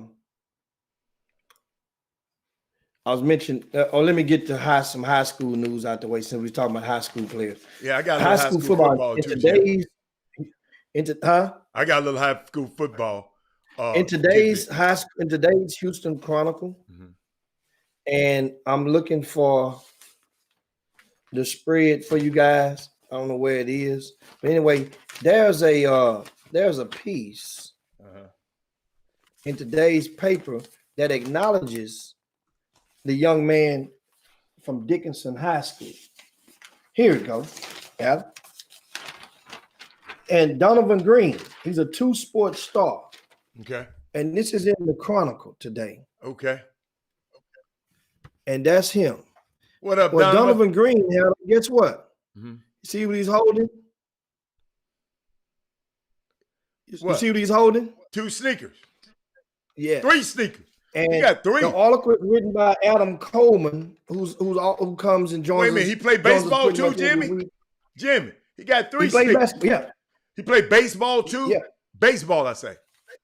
He plays baseball. No. He got 3 sneakers. He has 3 sneakers. But I'm saying the sneakers, the reason he has the sneakers in his hand is because he has a business while playing high school football and basketball. Okay. Dickinson had made to the state tournament this year in basketball. Mm-hmm. Donovan goes and he will be a very integral part, probably without question, the most athletic on the varsity team this year. He has he paint and customizes the tennis shoes. So that's his hustle.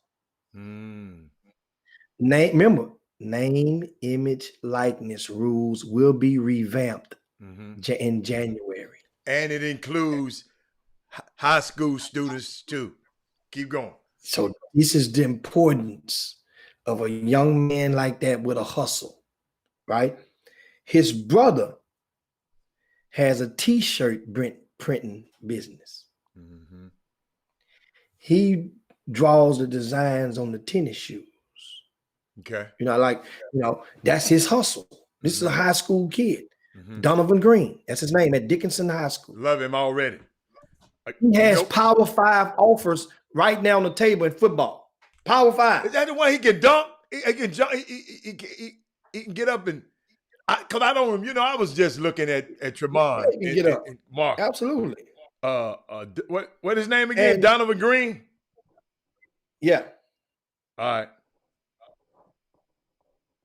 He can make red bottoms out of the tennis shoes. Make them look like the red bottoms sometimes. I mean, this is a great article that Adam Coleman wrote today about him. You guys get the Houston Chronicle and read it. I just want to acknowledge Donovan Green, what some of the young men are doing, because this thing is big. Because now, if you have a side hustle of such, it is widely expected. Remember, I shared some of the rules. It will be. He will be able to capitalize and earn his bread off of doing that. If you got a young man and you got a side hustle, you need to make it known. Because here's what happens. Let's say I said he has Power 5's offers. And I'm going to try to find you at a couple of the schools who has offered him. Right? I'm sorry. He's narrowed his list down. So he's on the way down. Remember, signing period for football is in December. Okay. Here's his list. His final 6. Florida, Oklahoma, Ole Miss, Texas A&M, Texas, and USC. That's Southern California. Those are his he's final big 6. time. He's big time. What position he play? He's a receiver. Okay. If I'm not mistaken. Yeah. Okay. Right? He's one of the tops in the country. Okay. Like one of the top 5 in the country. Okay. In his position. So check this out. Let's say wherever school he goes to, some of those alumni businesses decide to, if everybody decide to get every pair of tennis shoes your son owns and let him design those shoes. Now, the thing is, they're going to have rules in place where you got to pay fair value. The NCAA not going to let it get that wacky, where they'll be able to pay him $1,000 a pop. You know what I'm saying? They're going to make it be, you got to be in fair value, whatever the market is. But just imagine, though. Jimmy, he's the best tight end in the country. He's the best tight end in the country. So he's number 1 at his position. Right here in Houston. Yeah. Wow. Keep going. And guess who else number 1 in the country at his position out of H-Town? Who? Denver Harris. Bad North Shore High School. Look him up, Howard. Look him up. Jimmy, I already know about him. I'm saying, what is he ranked on the poll that you're watching? He one of the top. No, somebody just sent me. Jeffrey Day just said that. I know Denver Harris is up there in the top 5. What, at his position? Yes, I think. I bet that's all they told me. No.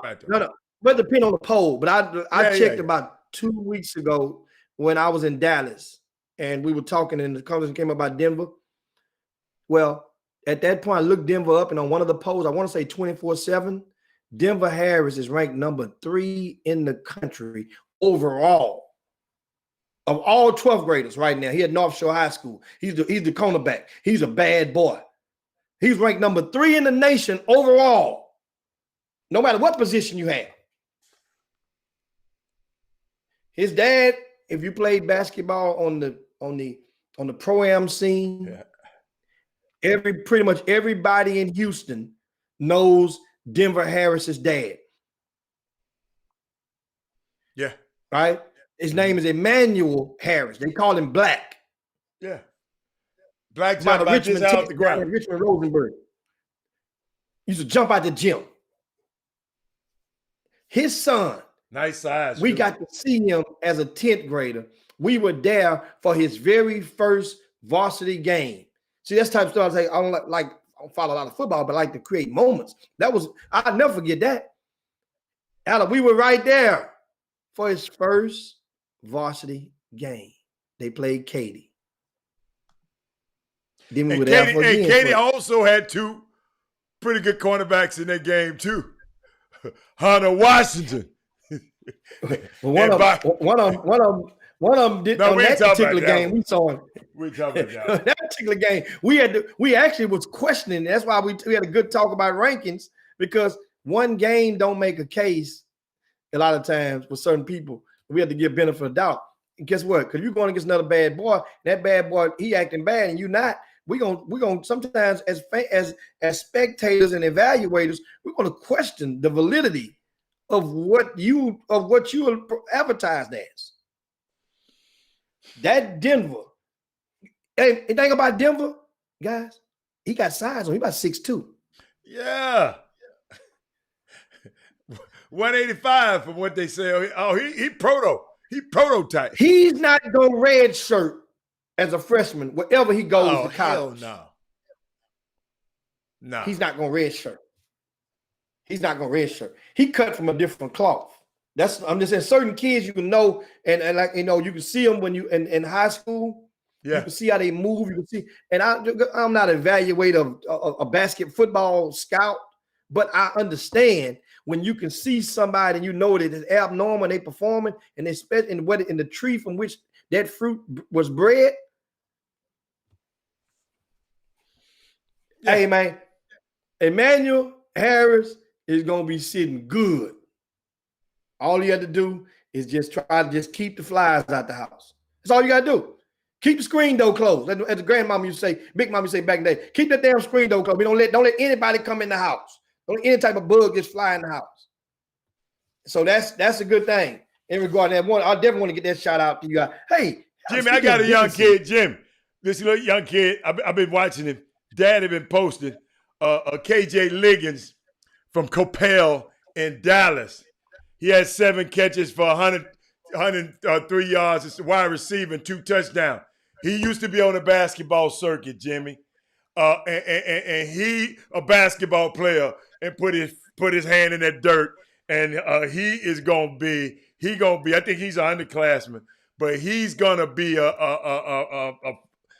something to be KJ Liggins. And Jimmy, every week he's on. You know how like you and Todd Freed used to do here every week in Dallas on the football. The guy do the football highlights. They talking about this kid every single every week, talking about his football prowess. So shout out to KJ Liggins for Coppell School in Dallas.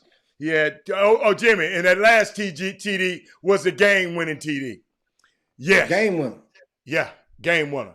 So yeah, we got some awesome young kids, man. I just love to see it. I remember black little kids when they were babies, and now I'm so proud of Denver being able to come and put himself in a position. He used to play basketball too, man. Jimmy. He played basketball. Well, Denver, he's not on the North Shore varsity. No. I'm talking about AAU long time. I remember him playing AAU. Oh, okay. Yeah. Talking about AAU he basketball. Ain't no business even touching basketball right now. Now, once football over with, matter of fact, he might need to go and enroll. Go ahead on and enroll, because it's not going to be in the All-American games this year. Jimmy, we got to take a break, man. We got to take a break, dude. We got to take a break.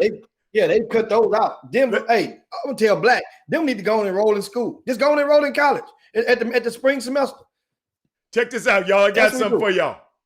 Chop Shop, we'll be back in just a second. Hi there. My name is Laura Jane Jones, and I am so excited to be joining the staff at Future Stars of Houston Academy in the vocal department. I wanted to do this intro video to let you know a little bit about me, my experience, as well as my training and my philosophy on vocal coaching. So, first and foremost, I have been in the music business for 30 years. I have performed and traveled in 90 different countries. I have performed on the biggest arenas, stadiums, theaters in the world, not just once, multiple times. I have recorded or toured or performed with the likes of Enrique Iglesias, Joe Cocker, Aerosmith, Kelly Clarkson, Leah Michele, Tina Marie, the Black Eyed Peas, Billy Ray Cyrus, BB Winans, Peebo Bryson, Vintage Trouble, and Miles Mosley, just to name a few. I've also sung on numerous TV and movie soundtracks. I most recently sang on Bad Boys for Life. I also was the singing voice of Ava Longoria on Dora and the Lost City of Gold. I was also featured on the Letters to Juliet soundtrack, singing in Italian. And not to mention The Get Down on Netflix, When We Rise on ABC, Sex and the City 2. I sang background vocals for Jennifer Hudson and Leona Lewis.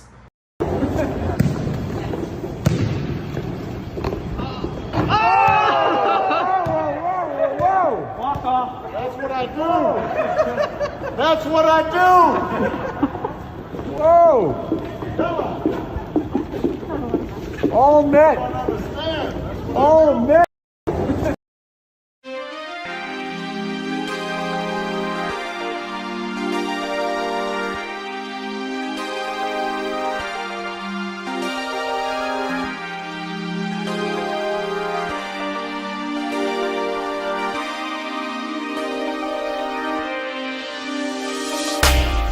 Welcome back to the best 120 minutes of the day.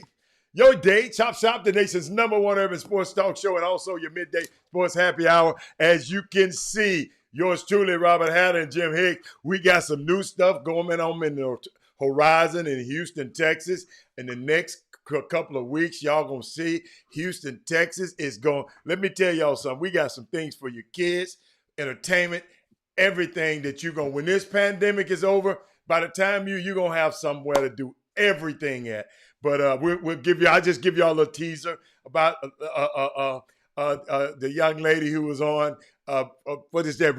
Little Rick told me he like a dashiki. Rick, she gonna be here in person in Houston. She lives in LA too. She gonna come back and forth, being able to teach your kids vocal lessons. If you got a promising kid, it's just so much. I'm not gonna let the cat off the bag. That was a little teaser. I just want to give y'all a teaser and about some certain things about to come in Houston. Gonna be able to help you and your families out holistically.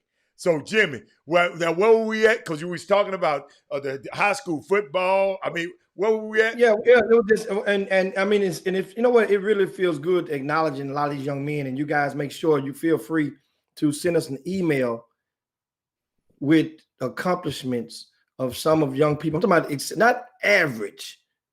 It's not an average show. Send us some above average. It's gonna keep it real, because we start promoting average. I mean, we got to keep doing average. We got to keep accepting average. I need A+ performances. Yes. Or A+ academic standings. Yes. Send it to us. Jimmy, I'd like to share email. too. I got some people were sending me some videos. Y'all got to do something with them files. Somebody keeps sending me some through Dropbox. It won't be able to. I can't. It just, you got to send me a better file. The way you structure it. And please, I repeat, no music can be played on the video because we'll get flagged by YouTube and Facebook playing somebody else's music. So please find a song or something in the background. We can just hear the people, the squeaking of the tennis shoes in the background. I would love to play, but guess what? Jimmy just said something. If it's far away and I don't know who the guy is, those are not good videos to play on the air. You got to get some close-up shots. Y'all better call Jeffrey Day and make sure he got some shots of your kid, and he can send them to me or some kind of way. But like Jimmy said something great, this is not no average show. So we're not allowed to put average stuff up on this screen. That lady y'all just talked to, Mary J., she ain't average. And in the coming months, y'all gonna know how super she is. But thank you for Jimmy. I'm glad you said that. I just wanted to add that before we go there. Yeah, and of course, yeah, and we will begin sharing with you guys a lot of new stuff and a lot of new businesses that are in schools of such that are opening around the area. And it's November. We were acknowledging them, and we'll go back to some of the old days and be more consistent, reminding you guys, if you're on the feed and you're a small business operator, feel free to share your business with the rest of the viewers. Yes. You're a plumber, electrician, carpenter. Hell, landscaping service, hell, mobile car wash, hell, mobile mechanic. People always need them. Good Lord. That's I'm saying, if you have a young person in your family that has a business or a hobby that they excel in, guess what? You might be surprised. Somebody's watching might live in the same vicinity and may want to support your efforts. Closed mouth can't get fed. Think of the platform. Let's take a deep breath. I'm going to pull back from the screen, lean back in my chair, and then come back to you guys. This platform, with those people that's talking on the side of the screen, communicating, you're getting a chance to interact, and we welcoming and inviting you to post your business. Most folk will not allow you to do that. They will say, now, meanwhile, if you want your business advertised in the form of a commercial spot, we have those opportunities available. And trust me, we have them at price points that you can't afford to not do. Right. Remember that. We make it affordable, very, to fit your budget. If you're trying to do it, we're going to help you do it. Remember, I told you guys the old analogy. You have a flat tire on the side of the freeway. Sit in your car if you want to and see who's going to help. It's going to stop and help and offer assistance. Get a flat tire, get out, pop the trunk, and just hold the jack in your hand. You don't even have to get out and change the tire. If they see you with the jack in your hand, somebody is more likely to stop and render aid. That's a known natural born fact. It means if people see you attempting to help yourself, they will help. Not everybody, but somebody. And all you need is one. One customer bring two. I'm from the street. Two bring four. Four bring eight. That's how it was back in the days, huh? You had to learn. One thing we knew back in them streets, we knew 9 bring 18 and 18 bring 36. I knew. And then once you got to 36, you count with a whole different math. I knew it was coming. I knew it was coming. I love fractions back in the Hey, I need to kiss my math teachers from back in the days. I love fractions from day one, and it sure came in handy back in them early days, them early 20s. But back to Jim, I was good with fractions. I was good with algebra. When we got to that trigonometry and calculus, I'm gonna tell y'all and hold up, in science lab in college was the worst thing, because every time I said, we got to be here for 3 hours, oh, hell. But I just didn't understand back. Then I figured out, hey, man, them 3 hours pass real fast when you're having fun. But I used to couldn't stand it. But that's a good one there, Jim. What else you got, man? What's our guy named that's from over in Germany that was watching the show earlier? Derek Johnson. He had to go to duty. Derek Johnson. If you're still watching, what city Germany are you based in? No, he's in military in Germany. And the reason I ask you is because, and if you're not watching, I'll present this question again to you. We have a nephew that just got deployed to Germany, and he's in Belgium, one of those countries that's on total lockdown right now. Belgium is nice though. Yeah, I'm just saying he's in Belgium now during the 14-day quarantine he must automatically do right now coming from America. So not a 7-day quarantine, 14-day quarantine. And speaking of quarantines, New York City has implemented new travel guidelines for anybody that's coming into New York City from anywhere in the country. You might want to check your local listings to see what those guidelines are. But there's new quarantine. You must have not one, but I think 2 negative COVID tests before you even come step foot in New York City. Now, speaking of New York City, I've got confirmation they have begun boarding up businesses in New York City too. Washington D.C. as well. And Jimmy, hold up, Derek, I know Kaiser Slautern is the name of the city he's near. It's about 2.5 hours from Belgium. Well, okay, and yeah, Brussels is where Kyle, my nephew, is located, and he's 3.5 hours from the city where Derek Johnson is, and so that's cool. Once he get out and he's going to be there for I think 9 months. He's got to be in Germany before coming back to join his family. Just had a little girl. She's only about a year or two old. And this is what you sign up for in the military, though. So he's on his second deployment. Oh, that's good. Little Kyle. But anyway, back to I was talking how we mentioned North Shore. We mentioned a while ago about Denver Harris. In case you guys didn't know, North Shore High School is ranked number 2 in the nation, USA Today. Number 2 in the country, right behind IMG. I surely wish IMG would have scheduled North Shore instead of playing Duncanville early this year. That would have been the game. But anyway, mind you, there are no California schools listed in those USA Today rankings because California is not having any fall sports right now. Everything is moving, I think, to the spring. But North Shore High School, and I was looking at the USA Today rankings for football, high school football for last week. The state of Texas had like 6 of the top 15 teams football from the state of Texas. Something like 6 of the top 15 in the nation. So, in the nation. In the nation. That's good. In the nation. I think Florida has like 3. And let you know how sometimes we get comfortable and we forget just how potent football is in the state of Texas. Sometimes we get lax and get taken it for granted. Jimmy, one thing I'm looking at, Jimmy, they remind us every day. People remind us every day this is a football state. Who takes that for granted? Yeah, they remind us, but then we don't remind others. Sometimes we get like, oh, okay, we're supposed to be. But one of the things I'm looking at is because a lot of these teams in 5A in Greater Houston, Foster is number 1. That's Big Ruben. Yes, sir.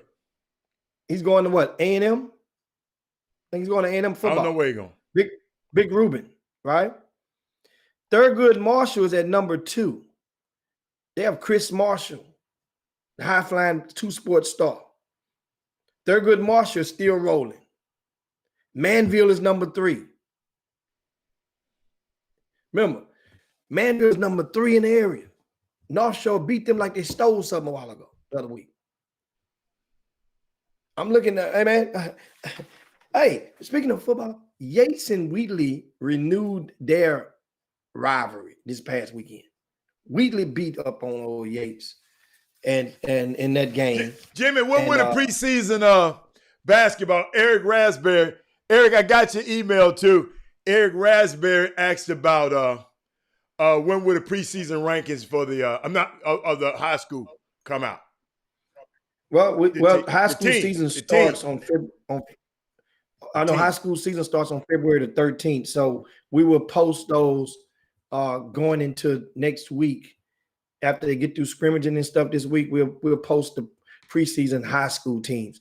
That stuff will normally go into the magazine, and which I have my 2 important meetings today for regards to the magazine this afternoon. And the thing is, we're debating on how to get the publication completed and distributed in a proper manner with respects to the COVID, to the pandemic. And you guys got to understand. So my early lean was, I had a big computer crashing. You guys, a lot of things, problems. You guys have no idea.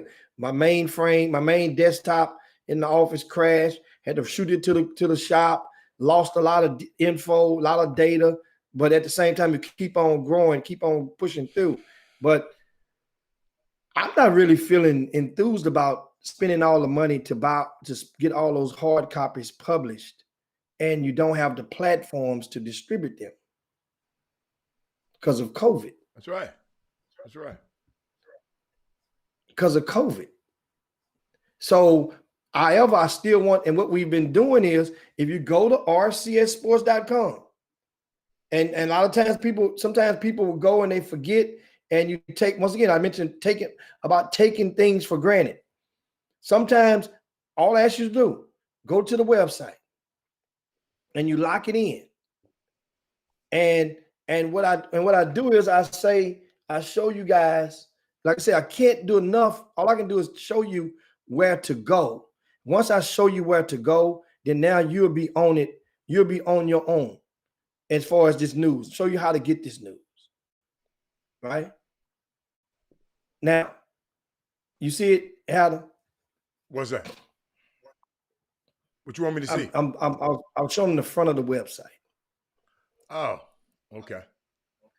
Now, on the front of the website, you go to rcssports.com, you see right here, it says VIP news. If you click in the VIP news, that's one thing. That'll get you a lot of intel that you don't normally get. But you don't even have to go in there, right? Just start scrolling down like this. Like this. Look, this is free content. These are district previews from District 24-6A. Look at all this good writing. Look, I can go on. Look, some more good reading. Look, some more good stuff about this district. Look, the sleepers in that district. Look, names to see. These are district. Here goes another district preview. 23-6A, 22-6A right here, 21-6A right here. You can click on any one of these. I'm right now. Watch this. Free content that you can get nowhere else. The team to beat in that district. Different stuff. My point is that you can take it off of the, I just want to show them where it was, and that's rcssports.com. And you guys can realize this is info. We publish this stuff for you to become abreast and read it. Otherwise, we can talk on the phone and talk about it. But I think a couple of people were asking you about being digital today, thinking about the digital. Well, that's what the meetings are. That's what the meetings are for. That's what I told. The options on to possibly do it digitally, which trust me, I've been doing the magazine since 2004. I can whoop up a magazine, especially looking at other people that attempted to do what they call magazines. 29 pages. I saw one of them. One of them was 29 pages, and they called it a damn magazine. This thing has been 80 to 100 pages every year for the most part of the past 16 years. But I don't see putting that much content. Now, a lot of those district previews you're seeing right there, those were district previews that was earmarked for the magazine. So we would add more photos and probably make each one of them a whole page. Fine tune the writings, add a little season to the writing. I go into do some edits on Jeffrey Day's work. Fascinating. Jeffrey Day is penned. He's the author of a lot of those articles on the front of the website. Doug Jones, see a lot of the things that he writes is in the VIP news, along with myself. The rankings are updated. We showed you that earlier. And with photos of the kids. If there's a kid you are related to that don't have a photo, send an email with the proper updated photo. Stand them up against the wall, take a snapshot, shoot it to us, and we'll have it updated in 24 hours. I got something for y'all, man. I knew it was something I meant to tell y'all. I saw where HBO land this documentary, the day sports stood still. Antoine Fuqua, Brian Grazer, and Chris Paul are going to produce it, y'all. It's the day sports documentary about the global shutdown of pro sports in the wake of the coronavirus. The film will be anchored by a first-person account of Chris Paul, the NBA All-Star. It's coming up soon. It's just a lot of stuff going on. Chris Paul is doing some unique things, man. He went back to Winston-Salem, Jimmy, the other day, and I wanted to find it out. I thought I put it in my notes. He went back to Winston-Salem, his high school team, and where he's from, and went back and said, man, they had a great, I know I put it in here, and it's just not in here right now. But a great little situation, man. But Jimmy, I remember you mentioned some earlier, and I just wanted to share this with the people because we're gonna be talking about this in the coming days. You talking about what's her name, Michelle Roberts. But this is something that the players are dealing with, and I just wanted to, they break it down where the goats can get it, where everybody can get it. Check this out, y'all.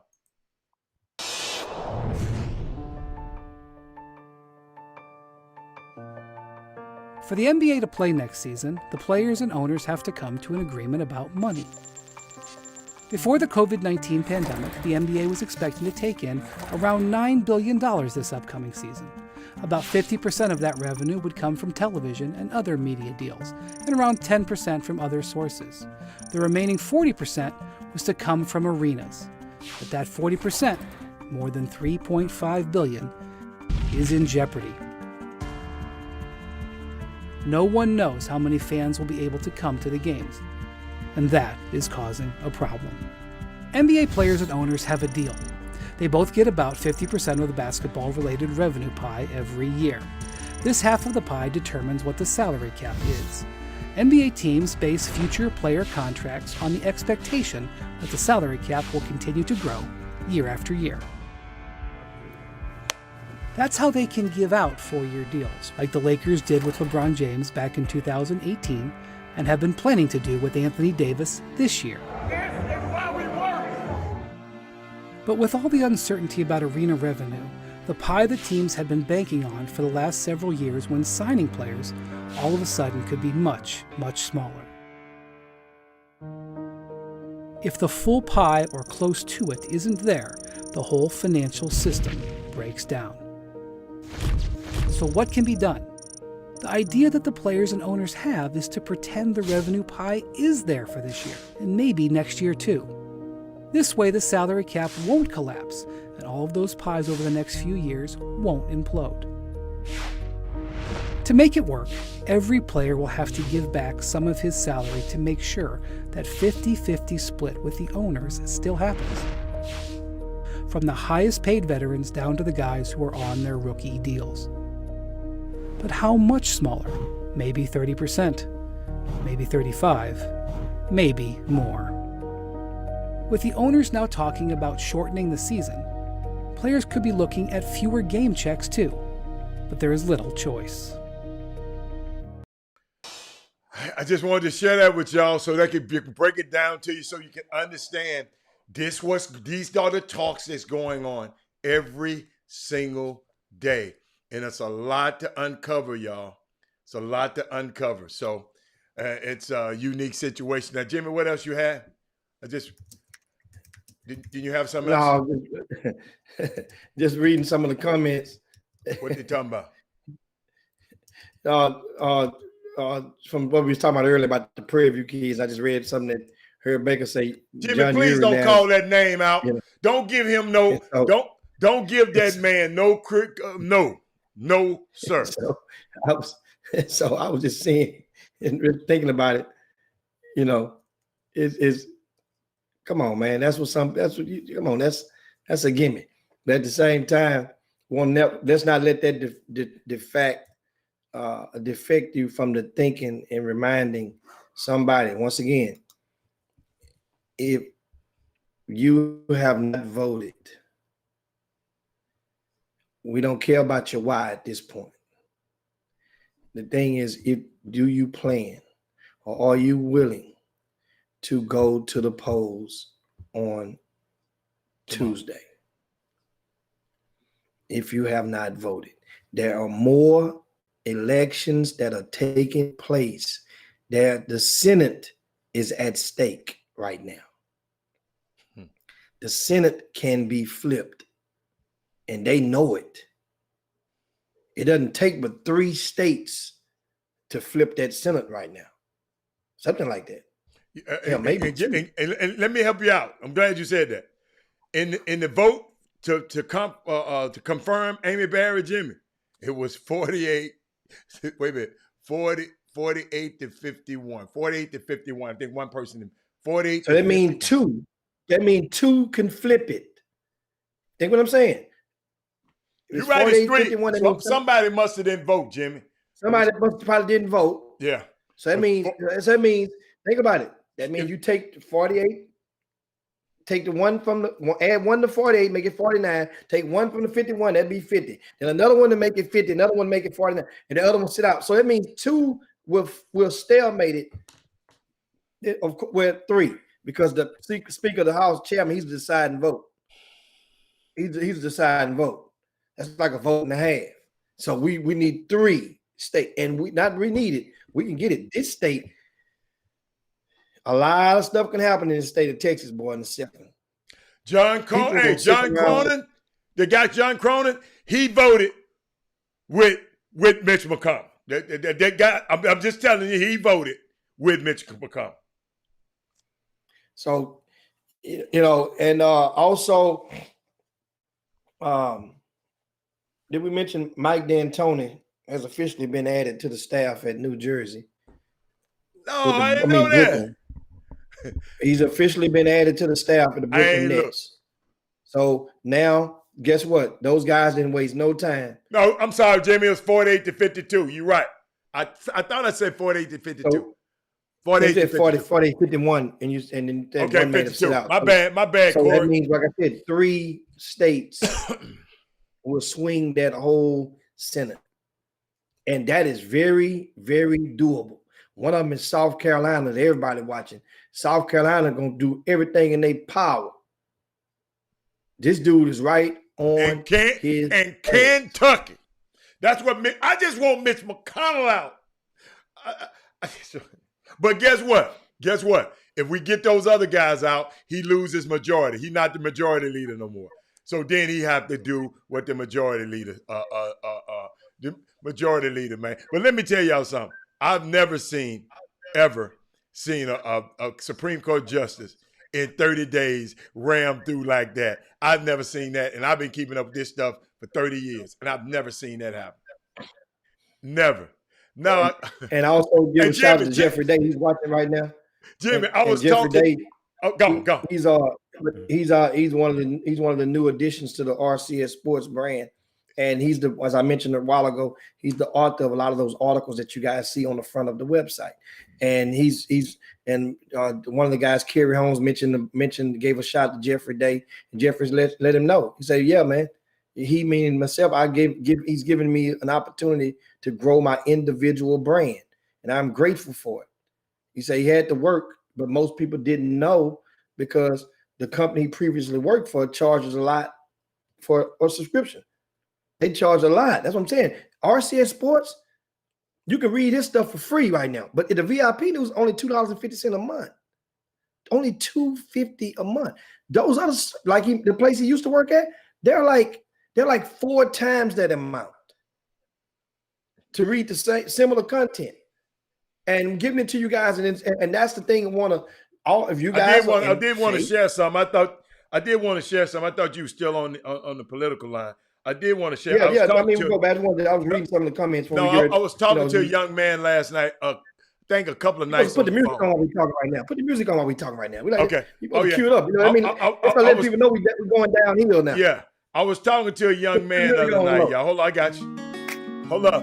I was talking to a young man we was just sitting there talking, right? And we was talking about the Supreme Court. And I gave him, he talking about the qualifications. I say, you don't have to be a lawyer. You don't have to be a judge to be on the Supreme Court. Hold up, Jimmy. While we were talking, he went and Googled it. He said, Mr. Hatter, you're right. You don't. Y'all, you do not have to. Go Google it. Go look. You don't have to be a judge. You don't have to be a lawyer. I repeat, you don't have to be a judge. You don't have to be a lawyer to be a Supreme Court justice. Go look it up. I blew him away, Jimmy. He said, man, Mr. Hatter, I ain't never do. It's unbelievable. The things. That's why I told you, Jimmy, we're going to have a segment every day. Unbelievable. Because it's some unbelievable stuff that we be having. Hold on. Man, Jimmy, we got some jam. What else you got? You want to handle nothing? Hold up. I got another for Jimmy. Hold up. Watch this. I see, of course, my guy Ronnie Flores is comprised of Fab 50 high school basketball rankings preseason done every year.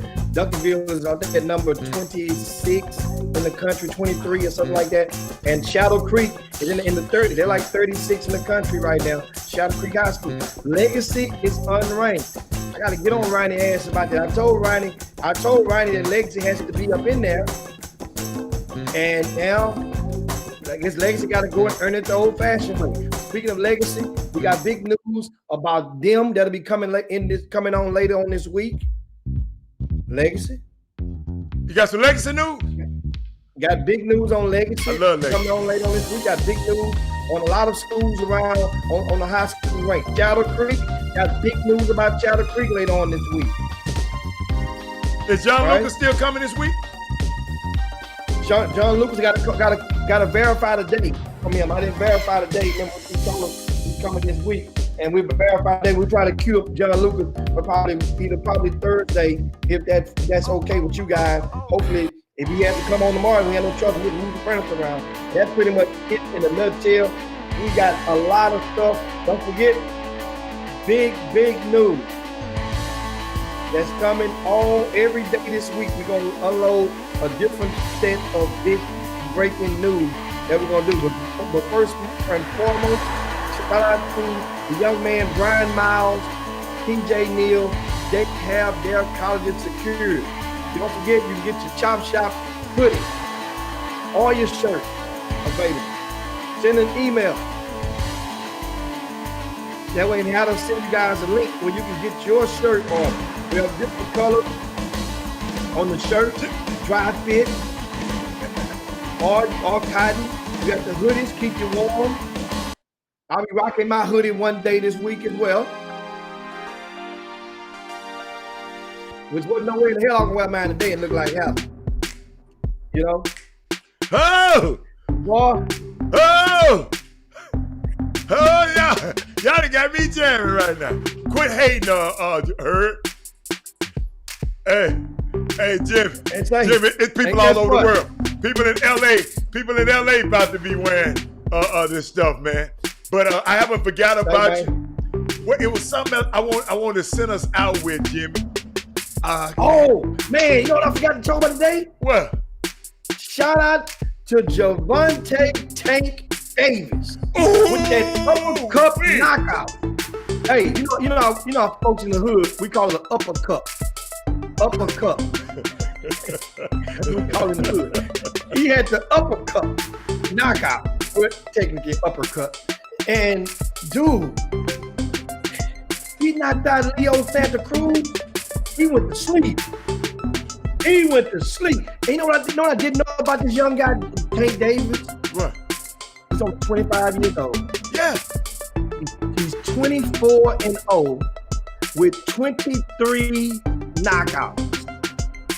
And that's Floyd Mayweather's main bag. That's his new bag right there. But that's let me tell you something. stable. Let me tell you something about this kid, right? I like him. But he did something during the All-Star game, Jimmy, this year that he's got to atone for. He came and his baby mom was at one of the games how the satellite games, they playing another game somewhere. She was sitting sitting down with a guy. He came and manhandled her and jerked her all the way to the back. And it was some stuff about that. And I don't want to rain on this parade, but you can't. I know you're trying to follow Floyd's footsteps, but don't follow Floyd's footsteps on abusing a woman. So and then Jimmy, it showed it point blank like that. And that dude, I ain't gonna tell you no lie. Y'all go watch the video. That dude just went on by his business. He said, "I'm not finna mess with this little crazy Negro." But dude, it's it's not a good look at all, Jimmy. I didn't know that guy that good. I didn't like him, but then when I saw his what's he call his that all assets thing, Jimmy. I got a little bit more love for him, but I didn't like the way he handled that girl. you know, and I don't know if she back with him or not, but I didn't like that. But I'm glad you mentioned that, Jimmy. But Jimmy, I think I wanted to, I know I want to hit him with this before we leave. Yeah, I can't hit him with this without, y'all got to hear this before we leave.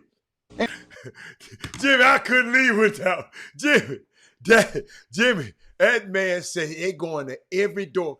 That's the kind of stuff we need in the future, y'all. That's the kind of stuff we can do. Hey, let me tell you something. If somebody mobilize something like that, I'm in. I'm just letting you know I'm in. But Jimmy, take us out of here. I couldn't leave this day. And that's how I'm gonna start the show tomorrow. With that one tomorrow. So but Jimmy, you can get us out of here, baby. Yeah, man, it's that time. It's time to get on up out of here and slide down Dino's back and yabba dabba do this thing on this Monday, November the 2nd, the day before Election Day. And I want to give us thanks to all you guys for joining us during this 2-hour journey on the Chop Shop. Hopefully we've enlightened you, we've informed you, we've educated some, and also we entertain even to a slight degree, even though that's not purposely attempted to do so. Want to make sure you share the show to your timelines, share the show to your friends, tell a friend. Don't be so selfish. Let them know about the Chop Shop. Let them know that we exist. And guess what? This thing we can help with the traction and with our digital footprint. We'll see you guys in 22 hours. Make sure you be careful on tomorrow. Make sure you are smart, and please don't fall into any traps. There's going to be plenty of triggering. I'm telling you guys, it's going to be a scary day in America in 24 hours. So you guys be at peace with that. It's the calm before the storm. Take a deep breath. Let's push on through. And guess what? It's about to be somebody's going to be unemployed around the country. A few of them in just a few hours. Chop Shop. Peace. We up out of here. Jim Hicks, Rob Hatter, you are now tuned in to the Chop Shop. I'm Retro, let's get it. We in the Chop Shop, we live in the Chop Shop. We talking sports talk, we live in the Chop Shop. We in the Chop Shop, I'm talking sports talk. So turn your dials up, it's live in the Chop Shop. We in the Chop Shop, we live in the Chop Shop.